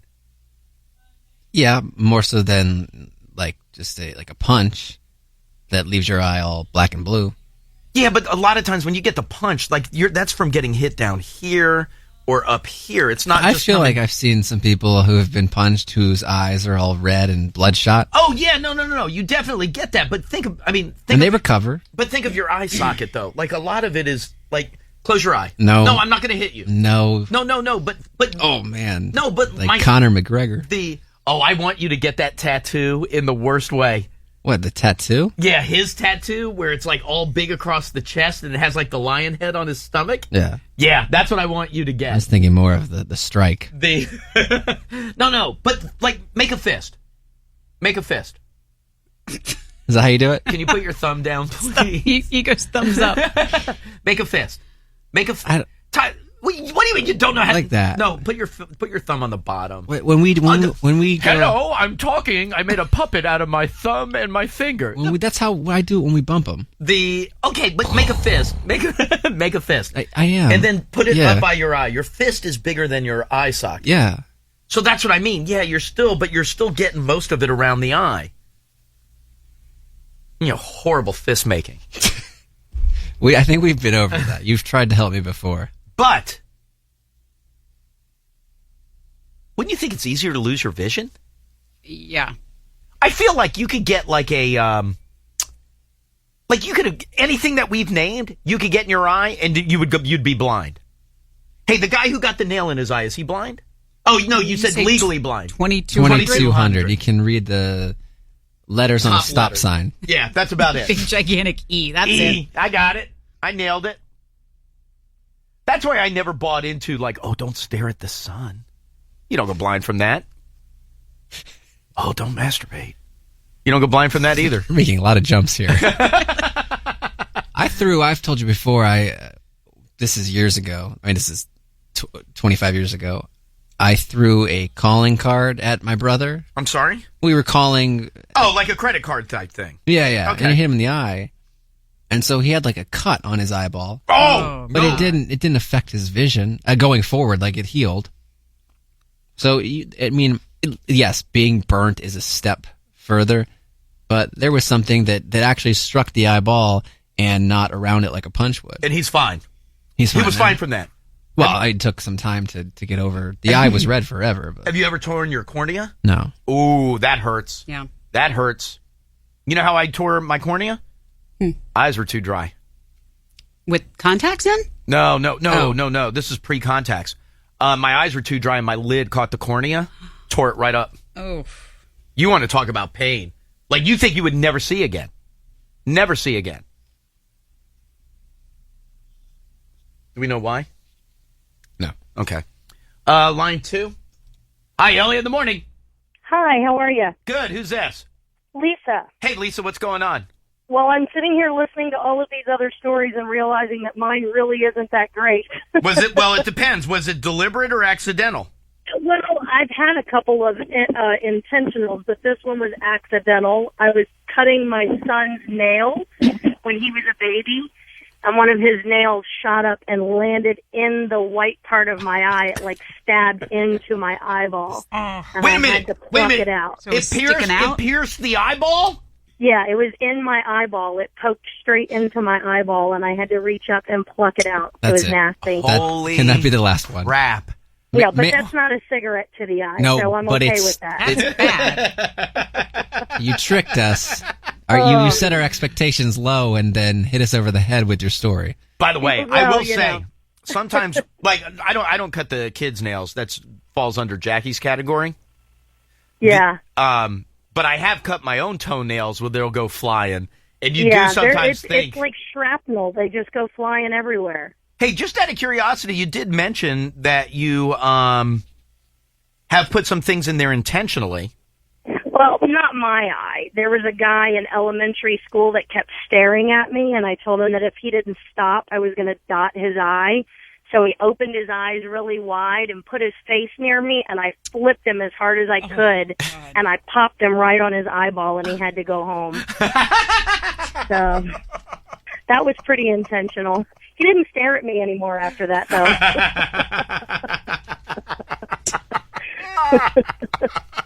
That's pretty good. Yeah. All right, very good. I appreciate it. Thank you, ma'am. Smell my face. Smell it good. All right, bye. Oh, here we go. Peanut shell cut my cornea. Ooh. Had to wear an eye patch. Skipped school for 2 weeks. Why'd you skip school? Eye patch. As someone who had to wear an eye patch in school, I get it. You wore an eye patch? I had to because my. Did we know this? Yeah. Yeah, she's told us this. I think because I made some joke about the guy on Days of Our Lives. Okay. The wearing an eye patch would be awesome. No, it's not. Oh, I feel like that sends like a message.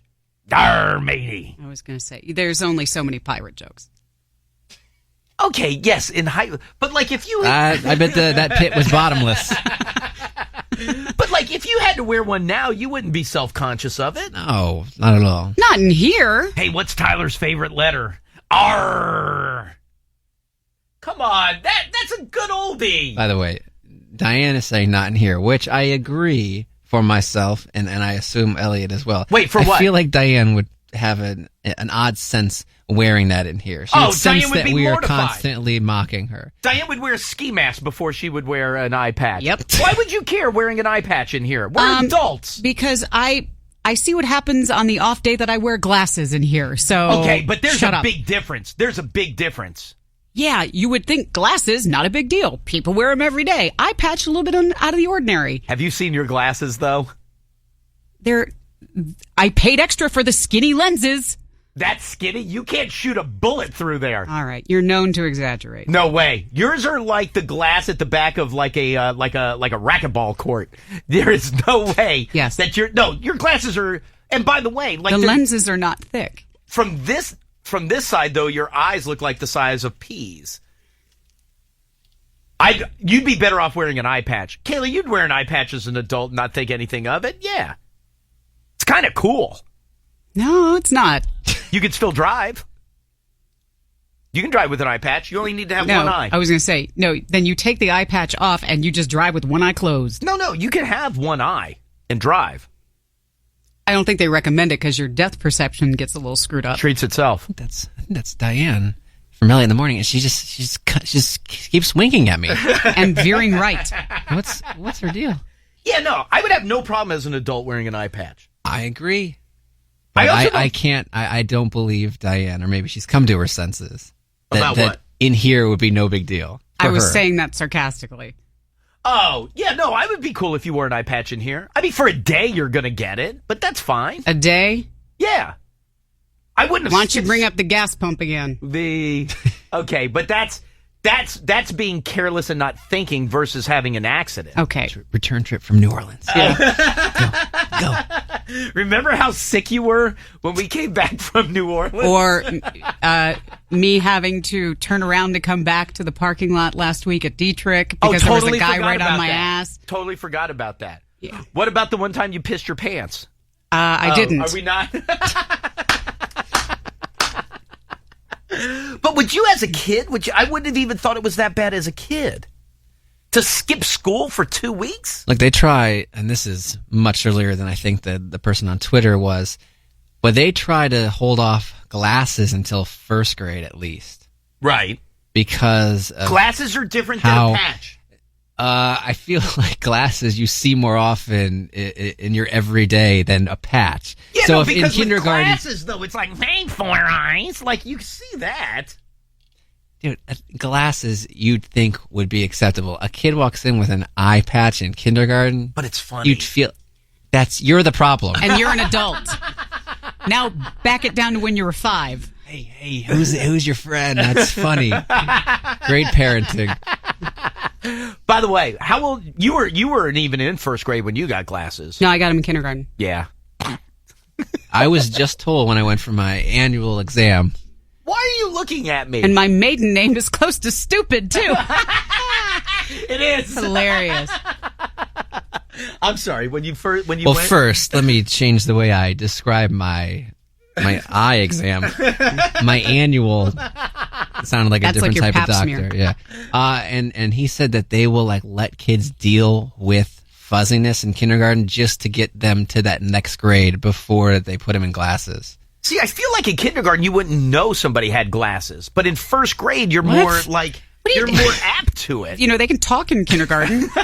Did anybody? I'm being serious. Did anybody in kindergarten give you crap for wearing glasses? No. Kindergarten, nobody cares. You can eat your own feces in kindergarten and nobody would care. I mean, I probably got crap from my siblings before I got to school, so no biggie. Because they were older. No, they were older than kindergarten. Right. But I feel like first grade, then you're really starting to get it. I'm just telling you what my gyno told me. Fine. Dine has glasses. Look at Dine. I don't think anybody would say anything about a patch. Just me. Okay. I wouldn't. I'd be cool. No, I would, because I think it's funny. But you'd be cool. Yeah. Mm-hmm. I wouldn't tell somebody you can't eat with us because of the You have to sit at the loser table. No, can I tell you what I bet kids get it for bad as youth? Lazy. Oh, What? lazy eye. Yeah.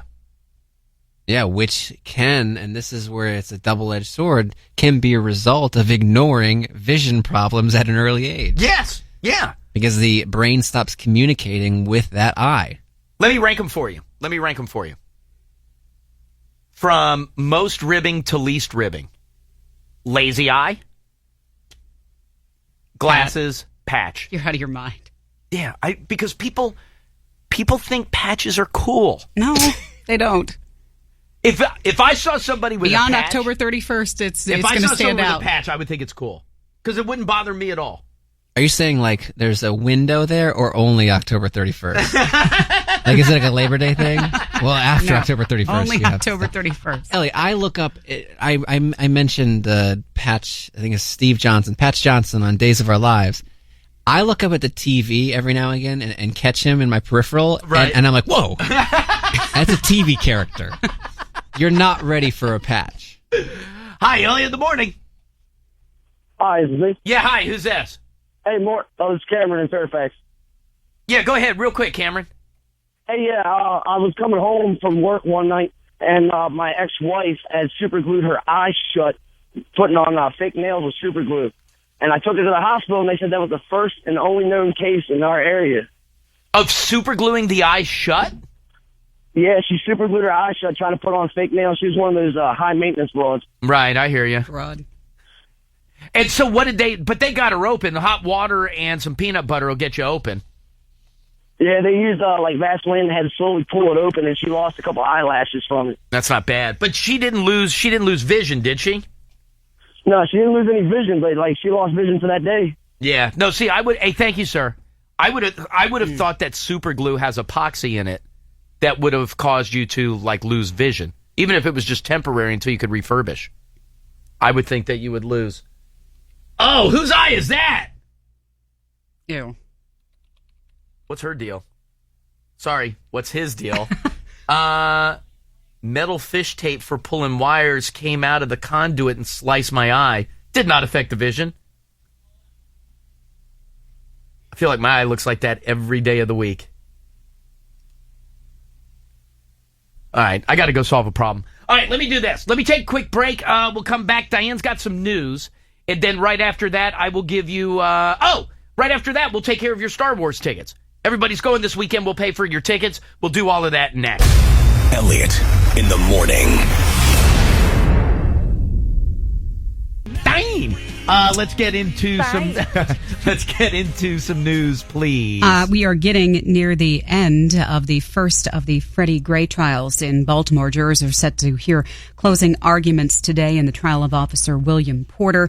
He charged with manslaughter, assault, misconduct, as well as reckless endangerment in the death of Freddie Gray.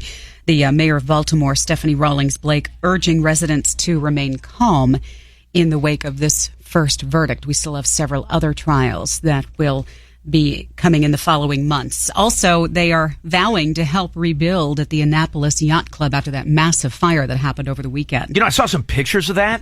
That looked horrible. And they said the good thing is everybody was safe. The building, not so much. But Maryland Governor Larry Hogan was there looking at the damage yesterday, saying that he and Annapolis's mayor would help as much as they can in expediting permits to be able to get the reconstruction going as quickly as possible. And I guess they've already been saying that they're going to help support the 150 people that work there, obviously through the holidays. Right. Yeah, no, that was bad. So I guess, they still don't have a concrete explanation, still under investigation, but everybody keeps saying it was a Christmas tree. Oh, was it really? No, that's what they think. Oof. A plumber from Texas whose truck somehow ended up in an ISIS propaganda video last year. Oh, is this the plumbing guy? Yes, he's actually from he's from Texas City, but I guess he has filed $1 million lawsuit against the Ford dealer who bought the truck with him because he said, yeah, they were supposed to remove that decal and they never did. And there's my company name and my phone number all over that ISIS video. Yes. I feel for this dude. Well, yeah, you want to talk about the worst bit of free advertising. Oh, yeah, no, he's screwed. He said screwed. He actually, when he was selling Isn't it like the truck, Michael Plumbing or something like Mark that? One. Mark One, he said that's it. when he was selling the vehicle, he was actually starting to remove the decal himself, and the guy at the shop was like, "No, don't worry about that. We'll do that for you." Thanks. Yeah, because you didn't. And now he's getting, death threats and threatening phone calls. And could you imagine? Your logo ends up in an ISIS video? No. Did you watch their video that they put out over the weekend? It's animated as to how they perceive the end of the world. Well, the end of the fight will go with them winning. No. Of them storming to the Colosseum in Italy. That's where it all culminates. Okay. This is a horrible video. Is it like one of those bad animation videos like they used to do for like Tiger Woods? Worse. Rolling into the tree? Worse. Apparently there is a woman in New York City who is still recovering after a suicide jumper landed on her on Friday. 56-year-old woman jumped from a third-story window and was pronounced dead at a nearby hospital. The 71-year-old woman that she hit was taken to the hospital with serious injuries. So she came out of the window. Walking down the street and you get hit by a person. Jesus. Wasn't there a guy from, was it Mississippi State? Who fell out of a window? There was a guy who played for the athlete. Yeah. Why do I think South Carolina? No, I don't want to say that's right. Wasn't he Ole Miss? That's it. Yeah. That's it. Oh. Ole Miss, and he went out of like a fourth floor window. I don't want to say he's fine, but he was he just like goofing around? I don't know. I don't really follow college football that much. Stable condition, 1-story fall, local hotel. 1 story. I thought it was a 4-story fall. No, 1 story. Oh. Well, that's like opening the front window at like your house and jumping out of it. Well, what did he land on? Cement? You can still hurt yourself pretty badly. Police told ESPN.com that the hotel room window was broken. How did it break? Like, did he break it and go through the window? Like, was he jacking around, or was the window literally broken? I don't know. Yeah, that's weird. Yeah, I saw that. Warning went out over the weekend to some Virginia Tech students after a young woman found a guy hiding underneath her bed at Cochran Hall. The woman said she woke up to find an unknown man in her room going through her stuff. She screamed. The guy ran away, but apparently there have been some other similar events that have been reported not only in that dorm but also in Thomas Hall as well. Scary. There's a $500 reward for information that leads to the arrest of a suspect. Hey, where was the lady that got into the fight at the DMV? Oh, with the cop? With one of the troopers that was like stationed at the DMV for security. And she's yelling at the trooper, "You can't even fight!" Florida. Was it? Mm-hmm. Where? Deerfield Beach. I shouldn't say this poor woman. This poor trooper is what I ought to say. She starts going nuts, but she like jumps back and kicks him in his balls. Mm-hmm. And she won't stop. I do like at one point she's crawling on the floor to get her flip-flops back. She's facing one count of resisting arrest without She's violence. lucky. Yeah. She jumped back and kicked him in his balls. Treasury Department delaying its decision on which woman is going to appear on the revamped $10 bill until sometime next year. I guess they had said the earlier ideas they were going through was going to be released by the end of this year, but now they're saying it'll be sometime in early 2016. The actual bill will be unveiled in 2020 and then put into circulation. Now, I don't know if there's any truth to the rumor that I heard over the weekend out of somebody from Treasury. Because remember, there was all like should they do Hamilton and then Jackson and what woman should it be? Like there was all of that. It was like going Rosa on. Parks, Harriet Tubman, Eleanor Roosevelt. Nope. Huh. They're waiting to see if something groundbreaking happens. The first woman president? Yeah. There's no way. I'm telling you, there's no way. What, that she wins? No. That she'd be on the bill. I'm telling you, somebody from in Treasury said one of the reasons they're waiting is to see if you have something groundbreaking, like the first female president ever of the United States of America.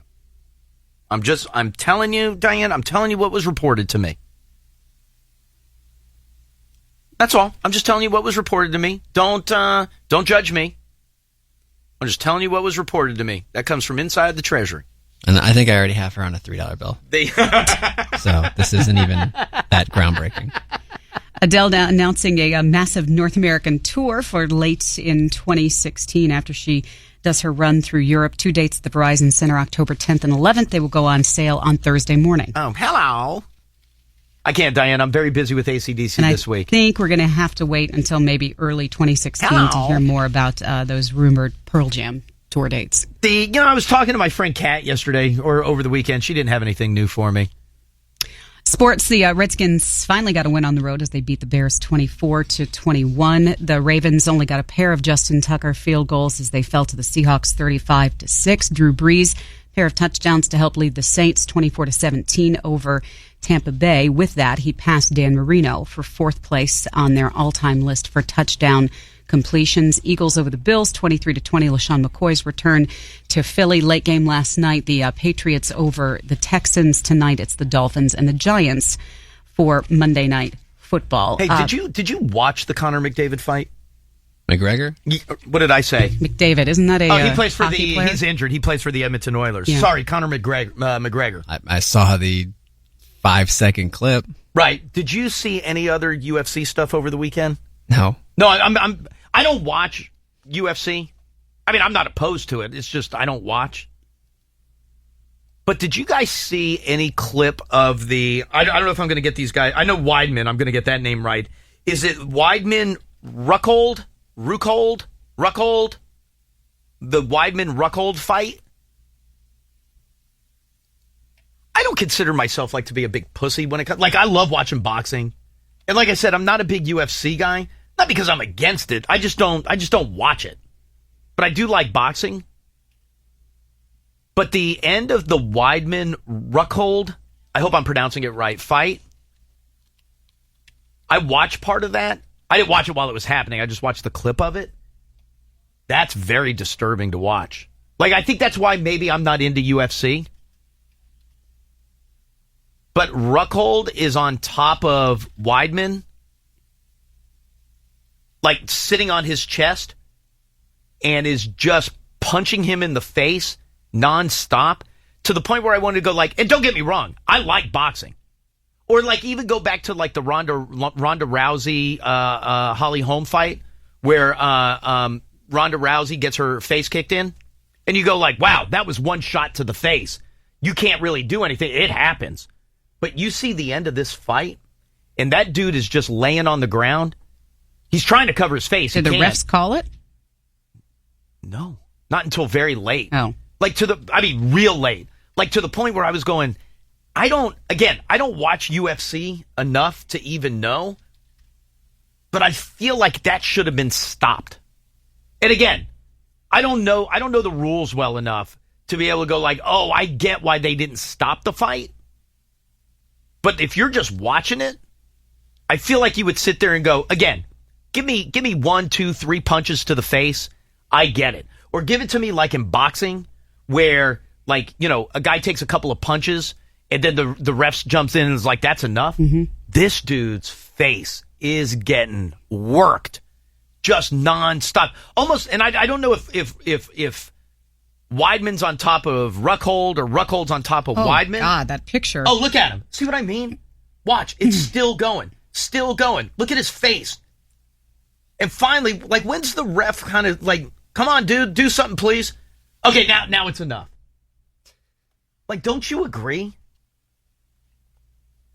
And again, like, I'm not like I can't watch a sport where I like boxing.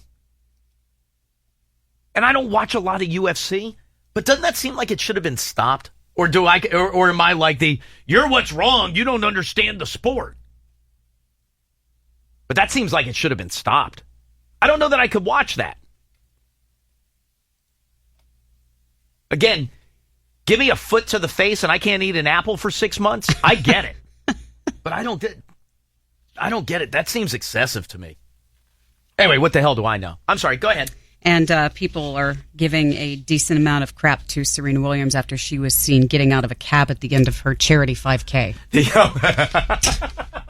That's our Sportsman of the Year. That is Look at News and Sports. Let me grab line 8. Hi, Elliot, in the morning. Is this me? Yes, it is. Who is this? This is Joey. Joey, how are you, sir? I'm doing well, Elliot. How you doing? I am doing fantastic, thank you. Star Wars opens this weekend. I don't know if you've heard that. I might have heard a rumor about that. I have a nice gift card from the people over at Regal Cinemas. They will be more than happy to allow me to give you the gift card, and that will pay for your tickets to get into the movie. That's awesome. That's great. That's great. So listen, you hold tight 1 second for me. Kaylee will get some info from you, and if I don't talk to you beforehand, you'll call me after the weekend and let me know what you thought of the movie, okay? Yellow, did I lose you? Oh. Hello? No, don't cut the line. I'm having all kinds of technical problems as it is. Hello? All right, hold tight 1 second.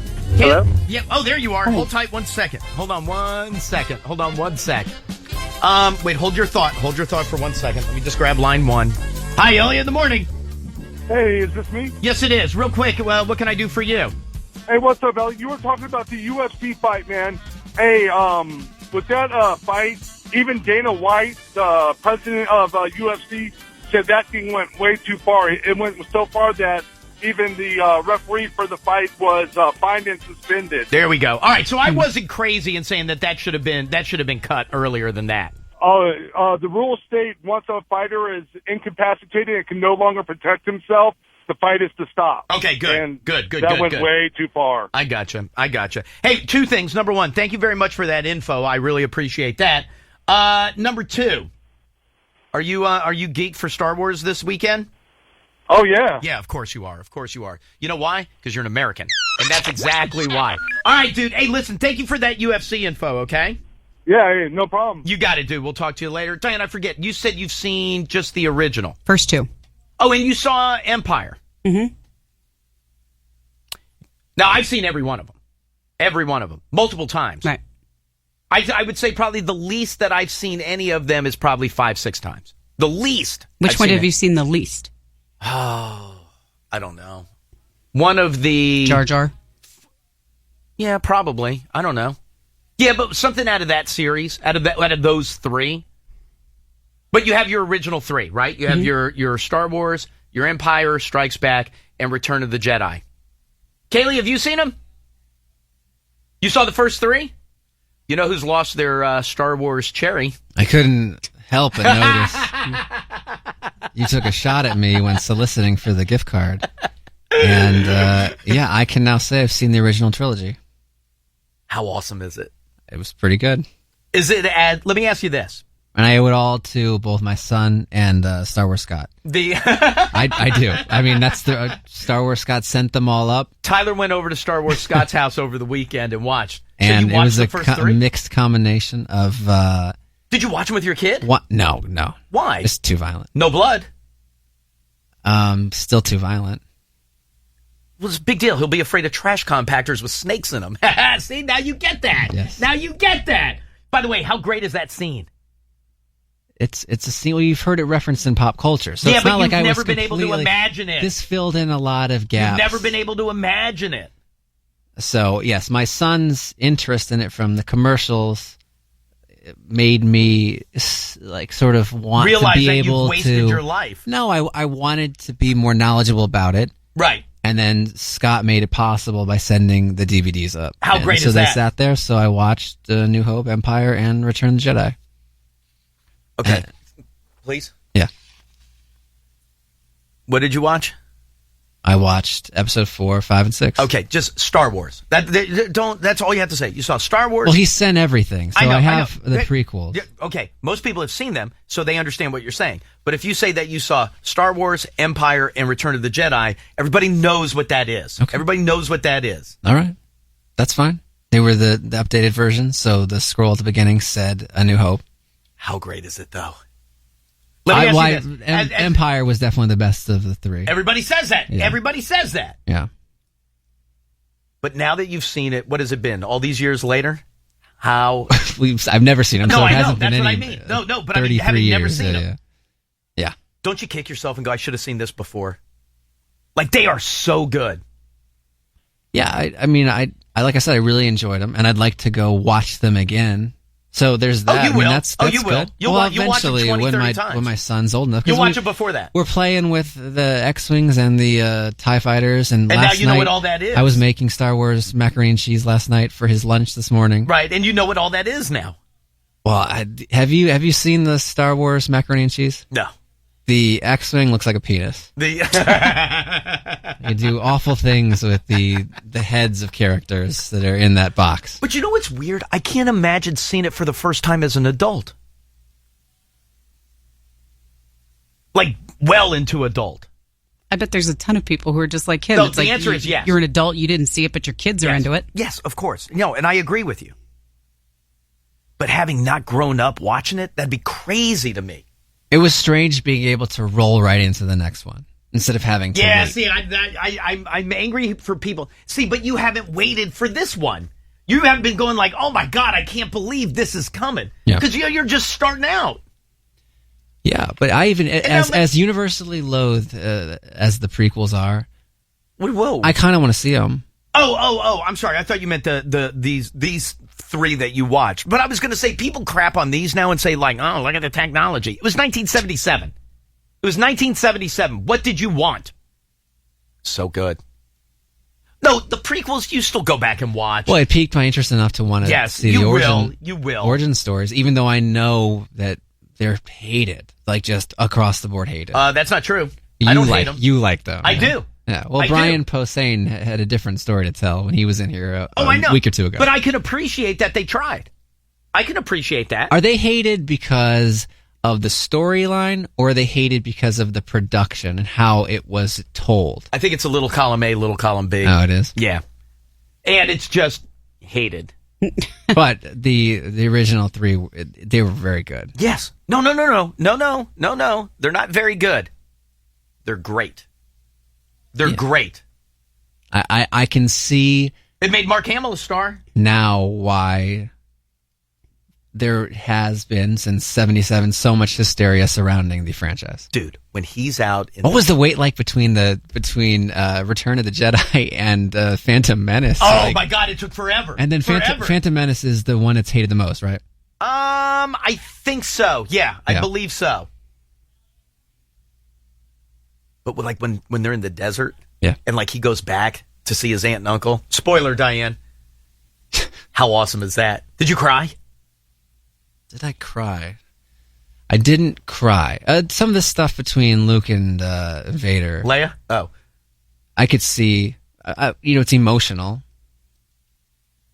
See, but you also go in knowing all the spoilers. Oh, yeah, I know. Well, that part sucks. Well, come on. If you don't know the spoilers and you don't know like these major chapters in pop culture history, then you're a weirdo. Yeah. Like, people thought I was weird because I'd never seen the films before. And I say that having only seen half of them now. But I knew everything. If you wouldn't have known all the big reveals, that's odd. To me, that's odd. And I'd never seen the films. Like when you find out the relationships. Yeah. That was big happenings. I was to be honest, and I know it's the father line is one of the most misquoted lines in cinematic history. Luke, I am your father. See, that's not the line. It's misquoted. Luke. But I found the reveals to be more casual than I expected. Well, they weren't going to just go black screen and then just have Luke's face pop up. Luke, I am your father. What voice are you doing? Father. I'm doing Darth Vader. Oh, he's French. So something surprised me in that regard. Right. Like I knew what to expect for those major spoilers, but the delivery, I was like, wow, that was kind of just off the cuff. That wasn't very dramatic. How about when they're getting like their ribbons at the end? And like Han's there and Chewie's there. You're talking about for Star Wars? Yeah. Yeah. Yeah. How freaking awesome is that? Yeah, you'll hear that song tomorrow. So good. Aren't you like? Don't you feel like I feel like I love being able to talk to my son now as if I know what I'm talking about. Who cares? He doesn't know. How about being able to talk to like me and Star Wars Scott? Well, I'm not. And like normal to think people. that I could jump into those conversations would be foolish of me. No, but you can at least understand them now. No. Yes. No. What do you mean no? You Because would I don't understand that. Basic themes. I definitely. How about when they go rushing to the planes? And there's that rush, and you see him get in there, and you see Lu-2-D2 get strapped in the back. Yeah. No, there were exciting points. So good. I'll be honest. Trash compactor scene is one of the greatest scenes in movie history. I knew that there was a lot of action. There was actually more action than I thought there'd be. Yes. Like, the first film is like 80% action. Correct, you are. Oh, Jesus. Luke, I am your father. Where am I going, Kaylee? Line 1? I love that you saw him. Diane, you're the only one left. What? You're our only hope. No, there is one more. See? I'm right there now. See? Yeah. You sound like a bird. Hi, Elliot in the morning. Hi, is it me? Yeah, it is. Hi, yeah, hi. I have a guy that I've been dating, and he's 63, and he's never seen any of the Star Wars movies. Yeah, like, I don't get it. I really don't, but... Yeah, I mean, I told him he's going to sit down, and we're going to do at least do the first 3, Star Wars, Empire Strikes Back, Return of the Jedi, and then I'll, get him hooked a little bit. He doesn't think he's going to get into it, but... No, he will. You can't, and that's what I've... And by the way, like, I feel like it's been years of trying to tell Tyler, go see the movies. Go see the movies. They are fantastic. You have to see the movies. But now, let me ask you this. Do you almost feel like, hey, thank you, ma'am. And the answer is yes, he'll love them. You can't watch them and not appreciate what they are. Is there a part of you, though, that now hates to admit that you've seen them? No. Because I feel like I wasn't holding out for any specific reason. I feel like you carried that like a badge for a while. Well, it was rare. Right. But I wasn't trying. They never were right in front of me to watch. I never walked away. No one ever had it on in college, and I was like, oh, I can't see this. Right. But the DVDs were all sent to me. I had no excuse anymore. Okay, but don't you? I would have not seen. You treat it like the CDs arrived at your house on Thursday. Like you've had them for a while. I know, but you have to carve out some time to watch the films. They're all over 2 hours. You make time for that. And I did over the weekend. It's fantastic. That's a great way to spend a weekend. That's a fantastic way to spend a weekend. Yeah, I really look forward to each night. So good. I don't think I can make it. Yes. You go on, Master Luke. There's no sense in you risking yourself on my account. I'm done for. That was a What outtake. droid was that? That was a droid in my pants. Protocol? Why, it's my primary function, sir. I am well versed in all the customs. See? Look at the smile on your face. By the way, you'll never go through a closing door again without thinking of yourself diving away from stormtroopers. Oh. You could be at a grocery store. Yeah. You and do that at Target. The sliding glass door could be shutting, and you're going to think like, oh my God, this is just like when it was Han and Luke and Leia getting away from the stormtroopers. I thought the bit was that you use the Force to open the door. Well, I mean, you can, yes, but whenever there's some closed, did you not watch that part of the movie? It wasn't my fault, sir. Please don't deactivate me. I told him not to go, but he's faulty, malfunctioning. Kept babbling on about his mission. Oh, so good. Did you like the cantina scene? Yeah. I also was surprised. Who's your favorite character? In the cantina? No, just in any of the movies. Shouldn't have to think that long. Well, Han Solo's great. Oh, Han's fantastic. Much funnier than I expected. Oh, the great. Harrison Ford's a good actor. Like Mark Hamill. I think at this point you're supposed to Not so say good, not so good. Han shot first. Isn't that the big deal you're supposed to mention? I mean, you know going in that Hamill's a terrible actor. Right. He actually does get better over the course of the trilogy. Well, he has time. But in the first film, it's god awful. So is Carrie Fisher. But you know that, so I wasn't caught off guard by that. Right. And Obi-Wan. Yeah, but I thought you meant over like someone who went the whole trilogy and not just showing up Spoiler! not just showing up in spirit. Loved Obi-Wan. By the way, that may be the best part of the first three. Well, you're also dealing with a fantastic actor. Yeah. Alec Guinness? Yeah. Yeah. Obi-Wan was my fave. Loved Obi-Wan. You like the Sand People? In terms of what? Just liking them, like you're seeing them. Oh, it's so good, Diane. Scary? Say again? Because they're scary? No, there's nothing scary about the movies. No, they were. Nothing... No, they were scary. No. At every point, I thought that my son would be scared in the film. I made note. No. I disagree. I'll watch it with him. The Ewoks would scare my son. No. Well, Yes. no, the Ewoks are creepy. So are the Sand People. No, but they're supposed to be creepy. The Ewoks are supposed to be liked, and they're creepy. Sand People are not fantastic. at first when they're holding the daggers. Look at him! To the necks of our friends. Hi, Elliot in the morning. Hey, Elliot, how you doing? I'm doing great. How are you? I'm doing all right, man. But you just said there's nothing scary about those movies. No, there really isn't. You're wrong, man. My dad was like you, like real into Star Wars and stuff, was so excited to show me the movies when I was little. I think I was like 3 or 4 years old when he tried to. Right. And first scene Chewbacca was on there, I freaked. I couldn't watch the movie. It got to the point where I was having reoccurring nightmares up until the point where I was in middle school about Chewbacca. I've never seen a Star Wars because of it.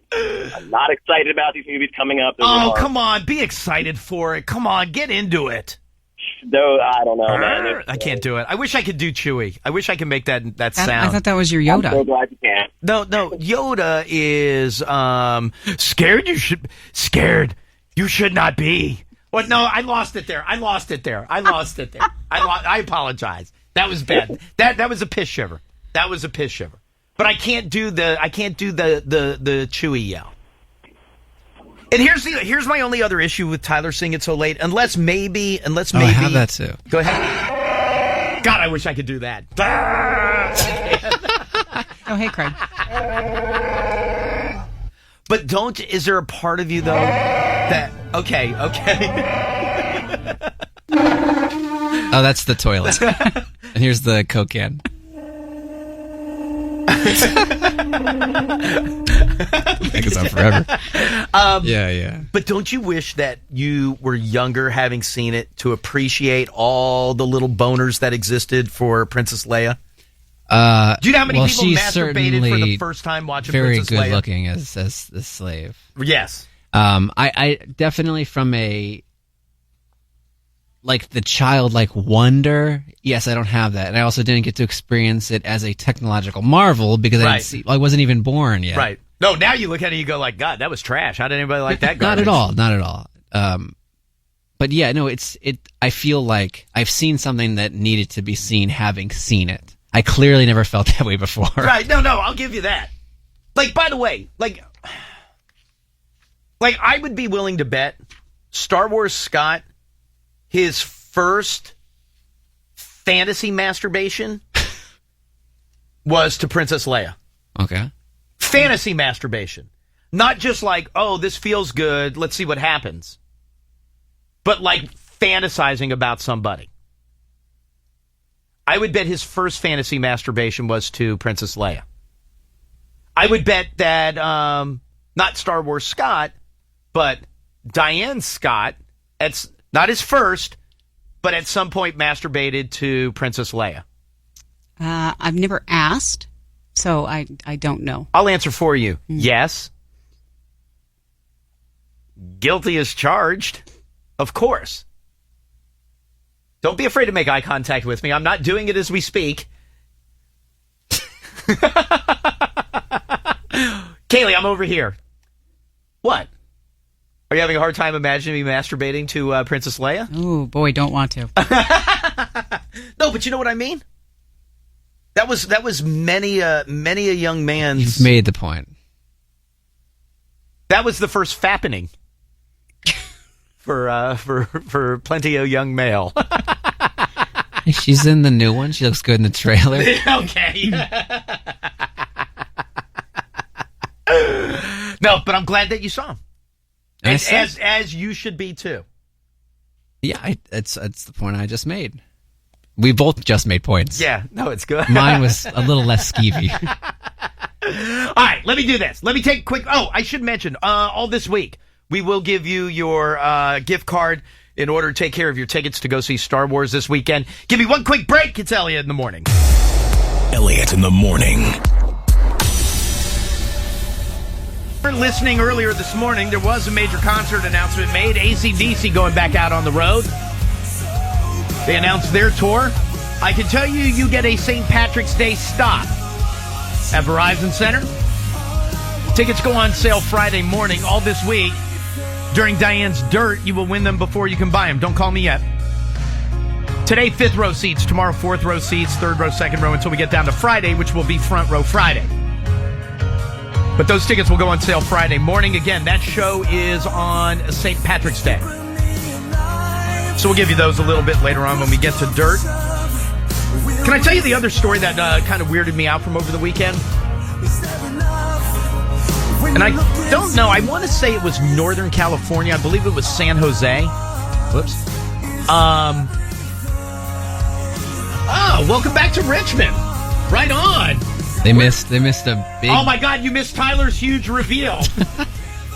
You've known.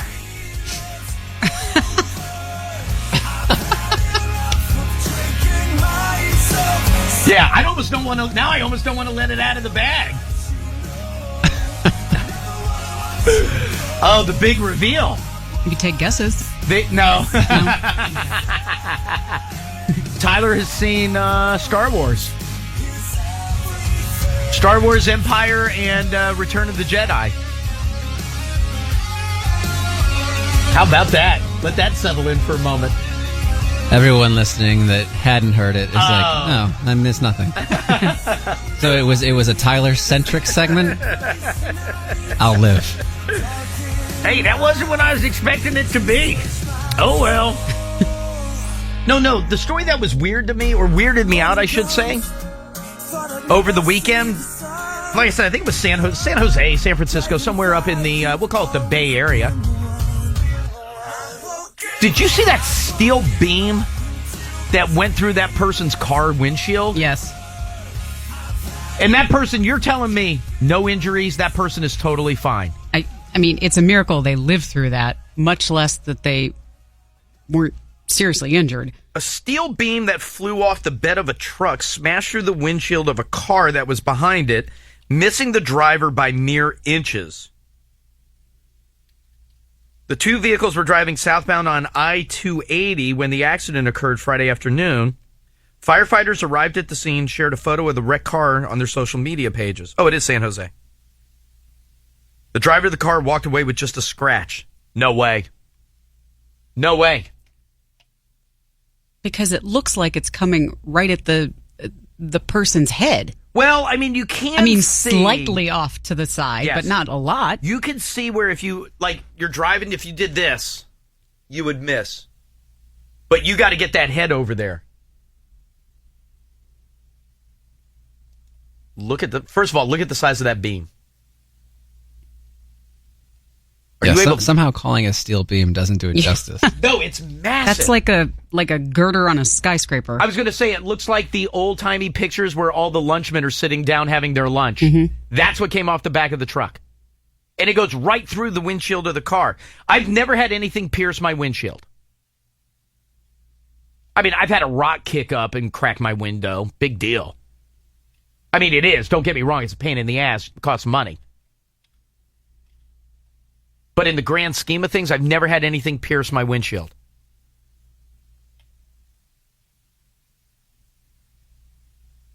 That's like cheating death. Absolutely. That's like Final Destination crap. Yes. No, I'm being serious. So you would be thinking about that the next time you got in the car? I don't know that I'd be able to drive again. Obviously, you'd think about it, but you'd think, I'm probably going to be in a fatal accident. Tyler, are you not seeing the beam that went through this person's car? But if you had this approach to driving, like, yep, this is how it's going to end every time you sat down in a car, you wouldn't be able to drive anywhere. I don't know. That's what I'm saying. I don't know if I would have a legitimate Final Destination feeling. It'd be a long time before I could drive. You don't just start driving again. You don't think that guy? I haven't heard if they said how long. No, he's fine. Yeah, I know he was fine, but is he going to be spooked from driving for a week or something? To me, it's not like I like to imagine. God forbid, but I'd like to imagine that if I got bit by an alligator, that's where the tire tread comes off and gets you. Oh, that terrifies me. I would like to think that I would be able to start driving again right away. Because that's a normal happening. Tire tread coming off of a car and wrecking up your car, that's a normal occasion. It's okay, you see them on the road all the time. How often do you see them actually come off? That's not normal. Half a dozen times? In your driving life? Yeah. You've seen them actually come flying off the truck? Absolutely. Yeah. Absolutely. You've seen that? Maybe once. Yeah. Oh, yeah. No, I feel like I see that a lot. I don't see it because I avoid 18-wheelers. But like that's a normal occurrence. A steel beam puncturing your windshield and almost taking your head off. 3 inches further towards the driver's side of the car, that person's dead. And they said it. Not only is he dead, his head is gone from his body. Yeah. And they said it bounced, right? It hit the pavement, bounced, and I don't then have that. That could be. Landed in the windshield. Had the person been a little more to the right, it would have impaled him. No, it wouldn't have. It had just taken his head off.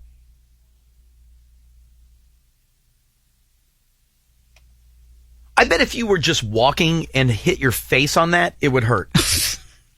Now imagine it's come flying through your windshield and is popping you in the face. You mean walking into the accident scene? No. Just a steel beam is out. Not paying attention? Yeah, like when the workers have the glass? Yeah, exactly. And you're on the sidewalk and you walk right into it. And you walk into that and you hit your face on it. That would hurt. And you're not really moving at that point. You're just walking. Yes, it hurt to run into anything. Now imagine that coming at you and nailing you head on into your face. It's very scary. Or, because of the way the steel beam is cut, it would split your face in half. This is why you have to... This is Final Destination. We've talked about before where people have had stuff fly off the backs of trucks. Like, people actively avoid. Now, this you probably wouldn't expect to come off. And you would never expect that to come off. Yeah. You would never expect to see that. But I get nervous if there's just a tarp thrown over some leaves. I don't want those leaves flying at me, and then I'm blinded, and then I'm this guy essentially. How are you getting blinded from leaves? Just like the snow can blind you. Snow blind. Oh, but I thought you meant like it was going to take out your eyes. No. You're in a While goddamn driving. car. No, you're fine. It's like when you sneeze. I hate sneezing in the car. It's terrifying. What does that do to you? Oh, because you're not paying attention It's to the road for a moment. momentary loss of control. People that have like 5 bikes on the back. Nope. Move over. Grills. I know you're going tailgating. I'm getting way over there. Why does a bike bother you? Because I've seen things come off the back of vehicles before. You and saw one thing. No. You saw one thing. I automatically think that's coming off. You saw one thing when we were driving to Richmond, and that guy lost PVC pipe. And who predicted it? I said, don't follow this guy. Who straddled it, and there was never a problem. It was a problem. This driver, right here, straddled it, never a moment of unsafetiness. Crap comes off of people's cars all the time. You see suitcases full of clothes on the interstate. That comes off of my Thule. Exactly. Is it a Thule or a Thule? We had this discussion the last time we discussed things coming off the back Yes. of cars. My favorite were the lawn equipment. I remember we had someone call who had, I think the story that got the calls going was an axe. Yes, that's right. It was an axe that went into the windshield. You're right. But people listening had all sorts of lawn stuff come off service cars. That's true. Trucks. That's true. That is true. I forgot about that. Just safer to assume it's going to come right at you, so move over. Then you may as well not drive to work because it's safer to assume that nothing will ever go wrong. No, I mean, you can avoid an obvious hazard. A bike is not an obvious hazard. How about when they've got 5 of them? They're strapped in. Nah. I will say I've never seen a bike come off of a car. Not saying that the person who did the tethering wasn't trying hard, but mistakes happen. Would you be able to drive if this thing came through your windshield? No. For how long? Like a day? The other morning, hey. I hit a bird the other morning. Oh, did you really? I hate hitting an animal. And for a few seconds, I was thrown off. So for it to be a beam, forget it. I'd rather hit a bird than a squirrel. Squirrel you can feel under the tires. Bird just hits the car. Rats I don't care about. You hit rats a lot? No, but I'm just saying. I wouldn't care if it was a rat. Where am I going? Line 5. Hi, Elliot in the morning. Hey, is this me? Yeah, hi, who's this? This is Rick from Baltimore. Hey, what's going on, dude? My ex-girlfriend was driving her car and a piece of rebar flew off a truck, went through the windshield. The only thing that stopped it was her breast implant. Wait a minute. Are you being serious? I'm being dead serious. So the piece of rebar hits the ground, bang, and goes straight up, goes through the car and hits your chick. But yes. The breast implant is what saved her? The breast implant wound up rupturing, but it kept it from going past there and going through her, I guess, sternum or rib cage or whatever, and going even further. She had to have surgery to repair the breast implant, but other than that was her, and she was really sore, but that was her biggest issue. Wow. By the way, if that's not a testimonial to get a breast implant, I don't know what is. Amen there, brother. Oh, my God. All right, dude. I appreciate it. Thank you, my friend. Smell my face. Smell it good. Thank you, sir. Thank you. Holy crap. Rebar. Hi, Elliot in the morning. Hey, buddy. Heading to the tailgate and had a propane tank go off the back of the truck. Oh, that's hit flammable. into the Jersey wall. Boom. Oh, did it go up? Yep. Ooh. Holy crap, dude. Did anybody get hurt? No, when it was at the before not Central Avenue, before 202. Right. Greenbelt, and it went off to the right, and this was probably 10 years. Well, I guess 12 years ago, whatever. It was in the second year of the FedEx. Right. Yeah, FedEx. FedEx Field. Dude, that's scary. We were probably a quarter mile down the road when it went. That's scary as hell. Yeah, that's scary. We sure as heck didn't turn around. We just kept driving. Yep. No, the last thing you're going to do is go put yourself at the scene. Hell no, just keep going. I guarantee you that dude where the rebar hit his girlfriend's boob, that guy didn't stop. Steve, one of many people who've dealt with ladders coming off of cars. Yes. He being the driver in one of those instances, and he said you just drive on like it's not yours. All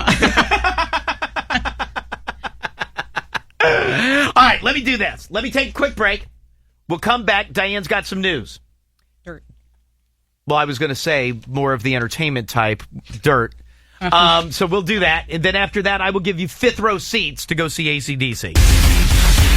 Elliot in the morning. All week long. Diane, let's get into some dirt, please. People excited to see the outcome of how tonight's premiere in Hollywood for Star Wars The Force Awakens goes. Like you said, it's going to be kind of a surprise for people who are showing up there with their tickets, because I guess they're trying to trick people as to which theater Just is actually going to be. not knowing which theater it is, as Hollywood Boulevard's been shut down for the better part of 4 days now. Hunger Games Mockingjay Part 2 was the number one movie over the weekend. The new Heart of the Sea movie by Ron Howard did not do so well. $11 million to come in second place. Well, it's the inspiration behind Moby Dick. It was nice to see Chris Hemsworth on SNL over the weekend. All right.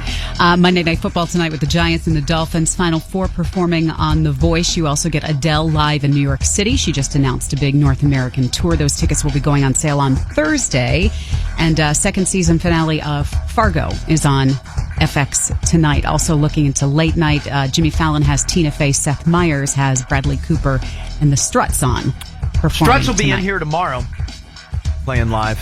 After 6 seasons, Mike and Molly is going by the wayside. The woman who plays Mike's mother, Rondi Reed, put it on Facebook yesterday that the show's 6th season would be their last. Apparently, they've also shortened it. Normally, they would go like 22, 23, but I guess they've backed it off to 13. We were saying earlier that it's, you believe it's because Melissa McCarthy wants too much makes money now. so much money. Yeah. In case you missed it, there's a trailer out for Independence Day Resurgence. Oh, I watched it. Did you like it? Yeah, it's not bad. It looked good. There's also a new trailer for X-Men Apocalypse that's been getting some attention. Hillary Clinton going to make an appearance during the 3rd season of Broad City. They put out some pictures of her on their Twitter account. Season 3 comes back February 17th. Oh, happy birthday to me. The woman who played Legless Susie on American Horror Story Freak Show passing away over the weekend. Rose Siggins was 43, was born with a rare genetic disorder known as sacral agenesis. So her You know what legs, that is? Yeah, her feet go the other way. Her legs amputated at the age of 2, and I guess she had some kidney issues and had surgery and passed away after some complications arose post-surgery. Saved by the Bell's Dennis Haskins, Mr. Belding, graduating from college over the weekend, tweeting about that from the University of Tennessee at Chattanooga.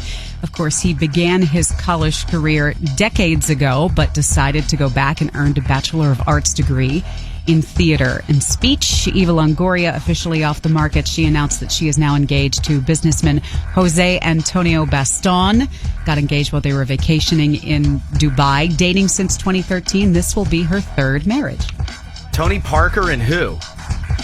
Who was the third guy? Was he famous? Was it somebody that she was married to before she It was before Tony got Parker. got like Desperate Housewives? Yeah, because she was famous when she married Tony Parker. Apparently, Justin Bieber saying that the pictures that everybody thought was of him making out with Kourtney Kardashian, apparently that is not her.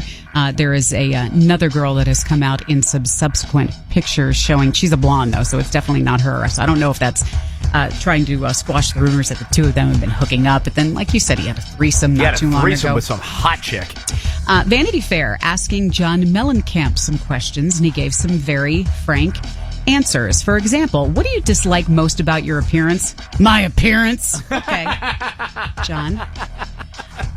He also gave some other flippant answers, saying that he wants a long and lingering death instead of a quick one. Well, he's living it, isn't so he? he is able to have deathbed conversations with the people that he loves the most. Oh, my God. Asked what his favorite occupation would be. He Smoking. said, I'm doing my favorite occupation. He said, I have never worked for anyone. I haven't had a boss since my dad. Wow. So I guess he says that's not it's true. It's always been music for him. Okay, but he worked for a manager and record labels and stuff. I mean, I guess if you think about it that way. Yes. But he says, I've been able to live for myself and live the way that I have chosen to live. I have never had a boss since my dad. Okay. Also, John Cena in the new Tina Fey, Amy Poehler movie called Sisters. His character is completely covered in ink. Not so in real life, though. They said unlike most of the athletes and people in WWE that you see these days, he doesn't have any tattoos. And they said the reason is simple. He said, it's my mom would kill me if I was going to do anything like that. So he's always kept that promise to her. Steve Perry from Journey has a solo album on the way. Oh, thank God. First one we've seen from him in about 20 years. The Kickstarter campaign to revive Mystery Science Theater 3000 closed after raking in $5.7 million. You know what? Good for Mystery Science Theater. So far, 14 new episodes will be on the way. It is now the #1 entertainment-related Kickstarter campaign. It beats out Veronica Mars. Remember when that was a big thing to get that movie going? Vaguely. Serena Williams has been named Sports Illustrated's 2015 Sportsperson of the Year. The last individual female athlete chosen was track star Mary Decker back in 1983. Insane Clown Posse members often get a bad rap, but apparently they have also come together. You've probably heard of the little 8-year-old girl Sapphire Terry, who was horribly burned and lost her whole family in an apartment fire back in 2013. And then there's been a big push to get people to send her Christmas cards. She has gotten tens of thousands of cards sent from all over the world and Christmas gifts and money to go toward her future medical treatments. Apparently her father, though, was a juggalo, and you can see his tattoo very prominently displayed. No kidding. In a picture of the two of them together. So the guys from Insane Clown Posse put the word out to their fans to send her gifts and cards, and they have done so in a big way. Oh, dude, that's awesome. That's awesome. All right, we gave you the announcement earlier. AC/DC will be at Verizon Center doing a St. Patrick's Day show. That's March 17th. Tickets go on sale this Friday. All this week, you win them before you can buy them. Starting today, we will put you in the 5th row. Tomorrow, 4th row, 3rd row. Friday is front row Friday. But call me right now. The tickets are yours. You will go see AC/DC in concert at Verizon Center. 866-2-ELLIOT. 866-235-5468. We'll take a quick break. Get a winner next. Elliot in the morning. Get ready for a year-end blockbuster deal that you'll only find at LustineJeep.com. Only through December 31st, every new in-stock Jeep Wrangler now available with 0% financing for an incredible 75 months. That's right, I said Wranglers with 0% for 75 months, and only Lustine has it. Plus, Auto for Life and Lifetime Bumper to Bumper let you drive your Wrangler off the lot with the industry's best vehicle coverage. Year-end 0% financing on Wranglers. At DC, Maryland, and Virginia's #1 full-line Chrysler dealer, LustineJeep.com. See dealer for complete details. iHeartRadio puts the spotlight on Stone Temple Pilots. Tiny Music, songs from the Vatican gift shop, dropped in March 1996. Stone Temple Pilots went on hiatus soon afterwards due to Weiland's personal issues. After both Weiland and the remaining band members released side albums, STP reunited in 1998, and number 4 was released the next October. Following Shangri-La-Dee-Dah's release in 2001, Stone Temple Pilots broke up the next year, reportedly due to infighting between Weiland and other band members. Again, Weiland and the band worked on side projects, including Weiland's supergroup Velvet Revolver, which released albums in 2004 and 2007. In 2008, Stone Temple Pilots reunited again. They released their self-titled 6th album in 2010. Rumors of new tensions among the band members surfaced after a promised 2012 tour never materialized. On February 27, 2013, STP officially dropped Weiland. They replaced him with Linkin Park singer Chester Bennington, with Out of Time being the lineup's first official single. Scott Weiland died in December 2015 at the age of